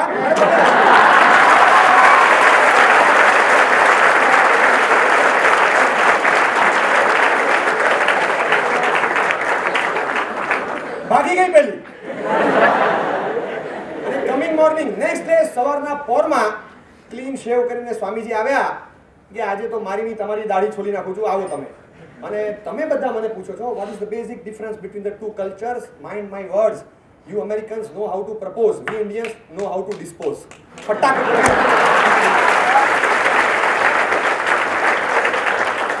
એટલા બધા ખંખેર્યા, આડા હાથે લીધા કે તમારા કલ્ચરમાં આ વસ્તુ છે, અમારો સદાચારનો પ્રેમ, શું મોરલ અને વેલ્યુઝ અને કલ્ચર છે અમારે ત્યાં. તમે આવા લેવલ પર તમે જઈ શકો? ફ્રી લાઈફનો કન્સેપ્ટ ગમે એટલો પ્રમોટ થયેલો હોય પણ એને જે આડા હાથે લઈને ધુલાઈ કરી છે અમેરિકન્સ આટલા વર્ષો પછી ભૂલી નહીં શકે. એ પછી કહે છે કે સ્વામીજી ગયા નહોતા, મને એમ લાગે છે કે બોલાવે નહીં હોય. ના બોલાવે. તમને લાગે છે કે હવે ઇંગ્લેન્ડ વાળા ફરીથી હિંમત કરે ઇન્ડિયા આવવાની? આ સિરીઝ ગયા પછી ફરીથી કહીએ કે ફરી પાછા રમો. તો એ લોકો પણ એટલું તો કમસે કમ કે હા મેં રમશું, પણ જાડેજાનું અશ્વિન ન હોય તો જે ધુલાઈ અમે ફેસ કરી, અમે પાયોનિયર, અમે ક્રિકેટના બાદશાહ, અમે લોકો આ ગેમના ફાઉન્ડર કહેવાય અને તમે લોકો અમારી આબરૂ કાઢો એમ થોડા અમે તમારી સાથે રમીએ. ઘણા છે, ઝિમ્બાબ્વે છે, કેન્યા છે, રમશું અમે બીજા. ધુલાઈ કોઈને પસંદ નથી, સક્સેસ બધાને જોઈએ છે. તમે જુઓ સ્વામીજી શું કેરેક્ટર છે. મોરલાઇઝ યોર કેરેક્ટર. વ્યક્તિત્વને એકાંત હોય, અંધકાર હોય, આકર્ષણ હોય, સામેથી પ્રપોઝલ હોય, કયો માણસ ન લપસે, કયો ન લપસે? આજ જે અંદર વિવેક બેઠો હોય અને બધાથી એકલો રહીને પણ જે આનંદમાં રહેતો હોય એવો વિવેકાનંદ લપસે નહીં, એ બચી જાય. એટલે અંદરના કેરેક્ટરને સ્ટ્રોંગલી બિલ્ટઅપ કરવાનું. If wealth is lost, nothing is lost. If health is lost, something is lost. When character is lost, everything is lost. બધું જ ગયું, બધું જ ગયું આપણા હાથમાંથી. અને રીગેન કરો. If wealth is regain, nothing is gain. If health is regain, something is gain. But if character is maintain, everything is in your hand. બધું જ તમારા હાથમાં છે. બધું જાય એક્સેપ્ટ કેરેક્ટર. મારું કેરેક્ટર ક્યારે પણ ખરાબ નહીં થાય. I have to moralize my character. ગમે તે સંજોગોમાં મારા વ્યક્તિત્વને, મારા કેરેક્ટરને હું અપલિફ્ટ કરીશ, અપગ્રેડ કરીશ અને મેન્ટેન કરીશ. એ લેવલ નીચે નહીં જવા દઉં. ગમે તેવા મેસેજ આવે, ગમે તેવી પ્રપોઝલ આવે, ગમે તેવું નિમિત્ત મળે, કોઈ કેળાની છાલ નાખે એ ખોટું છે, પણ લપસે એ એની અભાનતા કહેવાય. સભાનતા હોય તો એ આમ જઈ શકે છે, આમ જઈ. પણ શું થાય, પણ હવે બધું સામે એવું આવે છે ને અમે મરી જઈએ છીએ, સામે એવું આવે છે ને અમે મરી જઈએ છીએ. હવે કેળાની છાલ પડી છે તો હું આમ જઈ શકું ને, અથવા આમ જઈ શકું. કેળાની છાલ પડી હોય, અભી ક્યાં કરું, કેલે ક્યાં છિલકા હે, જાતે ફિસલું કે આતે ફિસલું. લપસવું પડે એવો કઈ કાયદો છે? અભી જાતે ટાઈમ ફિસલું કે આતે ટાઈમ ફિસલું, ક્યાં કરું, ચલો આતે ટાઈમ ફિસલતે હૈ. એવું કઈ કાયદો છે કે લપસવું પડે? કેળાની છાલ છે ભાઈ, સાઈડમાંથી જા, આ બાજુથી જા, કેળાની છાલ છે, ખબર પડી કે નહીં લપસવાનું. સ્વામીજી વિવેકાનંદ આટલા સ્ટ્રોંગ હતા. આ એક આદર્શ રાખવા જેવો છે. ખરેખર તમને જો પૂછે ને હુ આર યોર આઈડિયલ્સ, તમે યુ કેન નેમ ઇટ. જે હોલિવૂડ ને બોલિવૂડ સ્ક્રીન ઉપર ઘણા દેખાય છે, ક્રિકેટના ગ્રાઉન્ડ ઉપર ઘણા દેખાય. હું તમને બેટ મારું, બોલો આખા ઇન્સ્ટિટ્યુશનમાં કે આખી કન્ટ્રીમાં તમે પૂછવા જાઓ, 10 છોકરાઓ તમને એવા નહીં મળે કે જેના આદર્શ તરીકે સ્વામી વિવેકાનંદ હોય. નહીં મળ્યા છે. ધ સ્ક્રીન પ્લે શેપ્સ અવર આઈડિયલ્સ અને આઈડિયલ્સ શેપ અવર એક્શન્સ. આપણું આખું ભવિષ્ય છે ને આપણા આઈડિયોલોજીમાં કોણ સેટ થયું છે એના આધાર પર છે. કોણ આવા આઈડિયલ્સ, ઊંચા આદર્શો રાખે. હું ખાસ કહું છું કે આ કેરેક્ટરવાળા માણસોને નજર સામે રાખો. બહુ જો career counts, confirm it counts, but કેરેક્ટરના લોસ સાથે એને પણ કનેક્શન છે. તમને થશે કે માર્કેટ વેલ્યુ તો કેરિયર છે ને ડિગ્રી છે માણસ પાસે, અને કેરેક્ટર નથી. સો વોટ, પૈસા તો કેરેક્ટરને થોડા મળે, કેરિયર ના મળે. નથી એવું, નથી. શેન વોનના લફડા બહાર આવ્યા ને, ચેનલ 9નો કોન્ટ્રાક્ટ કેન્સલ થઈ ગયો. બ્રાન્ડ વેલ્યુ અઝરની જે હતી એ કેન્સલ થઈ ગઈ. ટાઈગર વુડ્સના સ્કેન્ડલ બધા બહાર આવ્યા અને એ પછી 2 રિસર્ચ કરનારા માણસો પાછળ બેસી ગયા. માર્કેટ બધું ઉપર જાય અને જેનો બ્રાન્ડ એમ્બેસેડર તરીકે ટાઈગર વુડ્સ હતો ને એ બધી સ્ક્રિપ્ટ એકદમ ફટાકથી નીચે કોલેજ થઈ ગઈ. કેમ? Character also counts. એની માર્કેટ વેલ્યુ છે 100% છે. માણસનું કેરેક્ટર પણ એટલું જ ઇમ્પોર્ટન્ટ છે, એટલું જ મહત્વનો ભાગ ભજવે છે. એટલે કોઈ પણ વ્યક્તિ એ કેરેક્ટર છોડી દે એટલે માને કે કેરિયર છે તો કેરેક્ટર નથી તો શું થશે? કેરેક્ટર વગરનું કેરિયર એટલે રિફિલ વગરની પેન છે, સહી વગરની ઇન્ડી પેન છે. એ ચાલતું જ નથી. દેખાવમાં લટકારવા કામ લાગશે ચોક્કસ. તમે લગાડો તો કોઈને પણ સિગ્નેચર આપો કે નંબર લખી આપો કે લાવ તારી પેન, એ નથી કામ લાગતું. ઇવન ટુ સાઇન એ ત્યારે તમારી ઓરિજિનલની અંદર જોઈએ છે. કેરેક્ટર કાઉન્ટ્સ અ લોટ, એટલે એ મેન્ટેન કરવું જ પડે. મોરલાઇઝ યોર કેરેક્ટર. અને લાસ્ટ પાર્ટમાં માસ્ટર યોર ઇન્સ્ટિંક્ટ્સ. જે અંદરથી ખણજ આવે ને એને વશ નહીં થવાનું. અંદરથી જે ખણજ ઉપડે એ ઇન્સ્ટિંક્ટ કહેવાય. નેચરલ ઇન્સ્ટિંક્ટ્સ હોય પણ એને માસ્ટર યોર ઇન્સ્ટિંક્ટ્સ. કેટલીક વૃત્તિઓને કંટ્રોલ કરીને એને માસ્ટર્સ. આ કોર્સ બહુ જરૂરી છે. બહુ જ લપસી જવાનું મન થઈ જાય, લપસી ગયા. કંઈક કરી નાખવાનું મન થાય, કરી નાખ્યું. કંઈક ભીચવાનું મન થાય એટલે પી લીધું. અને પછી ભલેને આજે ગિલ્લી પડીને કાલે ટલ્લી થઈને પડી ગયા. આ બધું ના ચાલે. એક દિવસ થઈ ગયું તો થઈ ગયું, એમાં શું થઈ ગયું? નહીં જ. ક્યાંક ગુસ્સો આવી ગયો, ફટાફટ બ્લાસ્ટ થઈ ગયા. I have to master my instincts. એકદમ એક જ સેકન્ડમાં બ્લાસ્ટ થઈ જાય એવા બ્રેકેબલ નહીં થવાનું. જરા કંટ્રોલ કરી શકીએ, જરાક આપણી વૃત્તિ કે આપણા કશાય કે આપણા અંદરના જે ટેમ્પરામેન્ટ હોય એને કંટ્રોલ કરી શકીએ. અંદરથી ગુસ્સો આવે તો એને દબાવી શકીએ. એવું કંઈક તો હોવું જોઈએ. Master your instincts. થોડુંક તો આપણી પાસે હોવું જોઈએ. આમ જોયું, હા હવે આ જ ક્રીમ લાવવું છે, હવે આ જ પરફ્યુમ લાવવું છે, આ જ સાબુ લાવવો છે. કોણે નક્કી કર્યું? કોણે નક્કી કર્યું? You are not making your choice. You are meant to make a choice. You are force to make a choice. Screen પર જોયું એ કાળો માણસ હતો, આવું ક્રીમ લગાડે ફટ ફટ ફટ ફટ ફટ એને બતાડવામાં આવે છે. હવે આવી રીતે તમે પણ સમજો છો ને કે આ રીતે ન થાય. તમને લાગે ને આ રીતે થાય અને તમને બતાડે જો કેવું કાળું કપડું છે. જો જોયું આમ અલ્ટ્રા નાખ્યું અંદર, ઓ ગ્લો, જો કેવું વાઈટ, કેવું સરસ થઈ ગયું. અરે ફીણ દેખાય હલાવે એટલે, અને નાખીને આમ કાઢે ને આમ નીચે કાઢે. હા લોન્ડ્રી વોશ, શું થઈ ગયું? તમને લાગે કે ચલો આ સાબુ લઈ આવો. ઇન્સ્ટિંક્ટ છે, નેચરલ. એ તમને અંદરથી ઈચ્છા થઈ જાય. પણ તમે સ્ક્રીન ઉપર આમ ટચ કરશો ને એની ધૂળ એમને એમ છે. ધૂળ પણ સાફ નથી થઈ. સ્ક્રીન પર જે ફીણ દેખાય નકલી જ હતા. પણ અસલી સાબુ વેચાય છે, અસલી પરફ્યુમ વેચાય છે. એ 100% વેચાય છે. આપણા પરસેવાની બદબુ આવતી હોય પણ જે પરફ્યુમ જોયો અને આપણે આ પરફ્યુમ છાડીને ખાલી એ ઇમ્પ્રેશન ક્રિએટ કરે. માણસ જાય ને એટલે બધા જે કમ્પ્યુટર પર બેઠા, હા બધા એની સામે જ આમ જોયા કરે છે, બધા આમ જ જોયા કરે છે. આમ એટ્રેક્ટિંગ પર્સનાલિટી છે. એ પરફ્યુમ તમે નાખો એટલે બધા તમારી સામે જોયા કરશે. આ સાબુ વાપરો કે ક્રીમ વાપરો એટલે તમે ગોરા થઈ જશો. અરે એવું થતું હોય તે સાબુનું ફીણ બનાવીએ, ક્રિસ ગેલની અંદર નાખી એટલે પોન્ટિંગ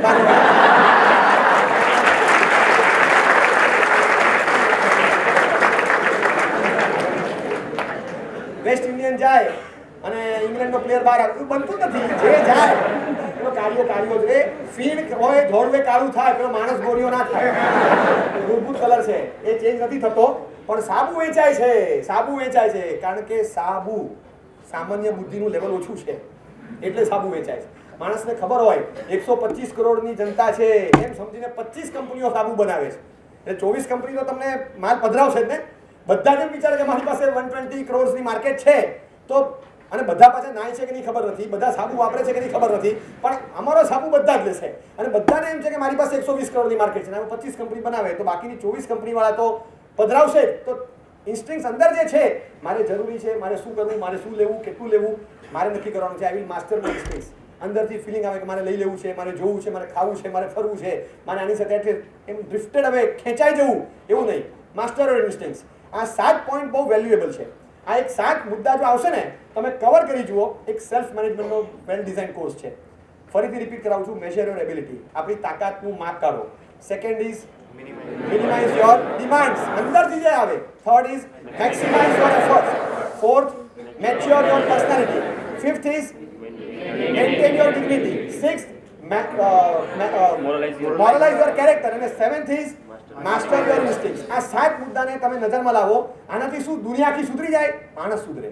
આનાથી સેલ્ફ મેનેજમેન્ટથી આખી દુનિયાનું મેનેજમેન્ટ કરવાવાળા છે, ભારતનું મેનેજમેન્ટ કરવાવાળા છે, કાળું નાનું મેનેજ કરવાવાળા છે, ધોળું નાનું ક્રિએટ કરવાવાળા છે. દુનિયામાં ઘણું બધું મેનેજ કરવા માટે ઘણા બધા લોકો સર્જાયેલા છે. એમને કરવા દો. જાતનું મેનેજમેન્ટ કરવા માટે આપણે છીએ. What are we to do? આપણે શું કરશું? આખી દુનિયા સુધરી જશે. હું આટલું કરું, દુનિયા આખી બગડેલી છે. હું આ કહીશ આખી દુનિયા સુધરી જવાની છે. હું સુધરી જઈશ. અને દુનિયાને સુધારવા માટે હું એક સુધરું ને, that is the first step. Self management and self improvement is the first step four world management and world improvement. આ એક જ છે. જ્યોગ્રાફીના પીરિયડમાં તમને અનુભવ હશે, મને તો મારું બાળપણ યાદ આવે છે. ટેક્સ્ટ બુક હોય ને, મોટી મેપ બુક હતી, એ 3 વર્ષ ચાલે. વર્લ્ડનો મેપ હોય, એશિયાનો મેપ હોય, ઇન્ડિયાનો મેપ હોય, પાછો ગુજરાતનો હોય, મહારાષ્ટ્રનો હોય, મુંબઈનો અલગ હોય, બધા અલગ મેપ આપેલા હોય. વચ્ચે સેન્ટર સ્પ્રેડ હોય મોટું, આમ ને પછી આમ ને પછી આમ ફોલ્ડ કરીને મૂકી દેવાનું A4ની સાઇઝમાં. પછી 4 બાજુથી ખોલો તો ડાઇનિંગ ટેબલ જેટલું મોટો થઈ જાય, કારણ કે આખી દુનિયા છે અંદર, એટલે નકશો આખો ખુલે. હવે એ છે ને વારંવાર ખોલેલો હોય. 3 વર્ષ આપણે તો બધા છોકરાઓ કેવું ફાડ કરીએ, આમ રિંકલ્સ પડે ને ફાટે ને, જ્યાં કર આવે ને પ્રેસ કરેલી હોય ત્યાં બધું ફાટવા માંડે, બિસ્કિટની જેમ બધું ફાટીને હાથમાં ટુકડા આવે. તો મારું આખો જે વર્લ્ડ મેપ હતો સ્કૂલ ડેઝમાં, મને યાદ આવે એ આખું ચિત્રા વળી ગયા. અને પછી એક દિવસ ફ્રી પીરિયડ હતો, તો મને વિચાર આવ્યો કે આખો નકશો એવો બગડી ગયો છે, તો લાવ એને સ્ટીક કરીને જરા ચોંટાડી દઉં. એટલે મેં આખી દુનિયાને સરખી કરવા માટેનો પ્રયાસ આદર્યો, શરૂ કર્યું. પછી મને એટલી અક્કલ ના આવે, યલોમાં યલો ઘુસાડું, ગ્રીન હોય ત્યાં ગ્રીન ટેગ કરું, બ્લુમાં બ્લુ સાથે જોડી દઉં. પછી આ શેપમાં અહીંયા કટ છે તો એ શેપનો જ્યાં આગળ ભાગ આવતો ત્યાં આની સાથે અટેચ કરી દઉં, એટલે આખી દુનિયા સરખી થઈ જશે. હું બધું કરતો હતો. પણ 2-3 નાના ટુકડા હતા, હવે એને ક્યાં ગોઠવવા, એ બ્રાઝિલનો પાર્ટ છે, કયો પાર્ટ છે મને ખબર નહોતી પડતી. હવે હું શોધ્યા કરું. અને અમારે એક ટીચર હતા, મિસ સુશીલા, જ્યોગ્રાફીના ટીચર હતા. એ ક્યારે આવી ગયા મને ખબર નહીં, હું જોતો હતો, એક ટપલી મારી, શું કરે છે, what are you doing? Ma'am world map ફાટી ગયો છે ને, બધું સરખું કરું છું. એટલી સરસ સ્માઈલ આપી મને કે યુ નહીં કરતે દેખ, અને ફરી આખું ઉલટું કરી નાખ્યું, આખો મેપ ઉલટો કર્યો. મેપની પાછળ છે ને આખો એક ફિગર હોય, જોયો છે ક્યારેક? માણસ આમ ઊભો છે, આખો ઊભેલો માણસનો સ્કેચ હોય. મને કે તને એ નહીં ખબર પડે કે યલો પાર્ટ ક્યાં છે ને આ પાર્ટ શેનો છે ને રશિયાનું એશિયા ક્યાં જતું રહેશે તને ખબર નહીં પડે. ફ્રાન્સ જર્મનીમાં જતું રહે, જર્મની બીજે કંઈક જતું રહે, તું આ રેવા દે. પેટ ક્યાં હોય, છાતી ક્યાં હોય, ખભા ક્યાં હોય, ફિંગર ટિપ્સ ક્યાં હોય, નાક ક્યાં હોય, કાન ક્યાં હોય, ખબર છે ને? કે હા, તો આ માણસનો આખો સ્કેચ છે, આખો મેપ ઉલટો કરી દે, ભલે આ કંઈ નહીં દેખાય, આખું સરખું કર. આ બધું તને ખબર છે ને, એકોર્ડિંગલી માણસનો સ્કેચ આખો છે ને એ પ્રમાણે તું ફિટ કર. પછી બધા ટુકડા ઊંધા કર્યા. પછી જોયું કે હા આંગળીનો ભાગ છે એ ત્યાં ભરાવ્યો, હા આ નીનો ભાગ છે એ ત્યાં ચિપકાવી દીધો, એટલે બધું સરખું કર્યું. પછી ટેપિંગ કરી દે, ટેપ મારી, પછી હવે સુકાવા દે, ઉપર પંખો ચાલે, નીચે સુકાવી દીધું. 10 મિનિટ થઈ, મને કીધું ટર્ન કર, આખું ટર્ન કર્યું અને કમ્પ્લીટલી આખો મેપ તૈયાર. ત્યારે અક્કલ નહોતી, પણ આજે અક્કલ આવી કે એક માણસ સીધો થાય એટલે આખી દુનિયા સીધી થાય. સીધું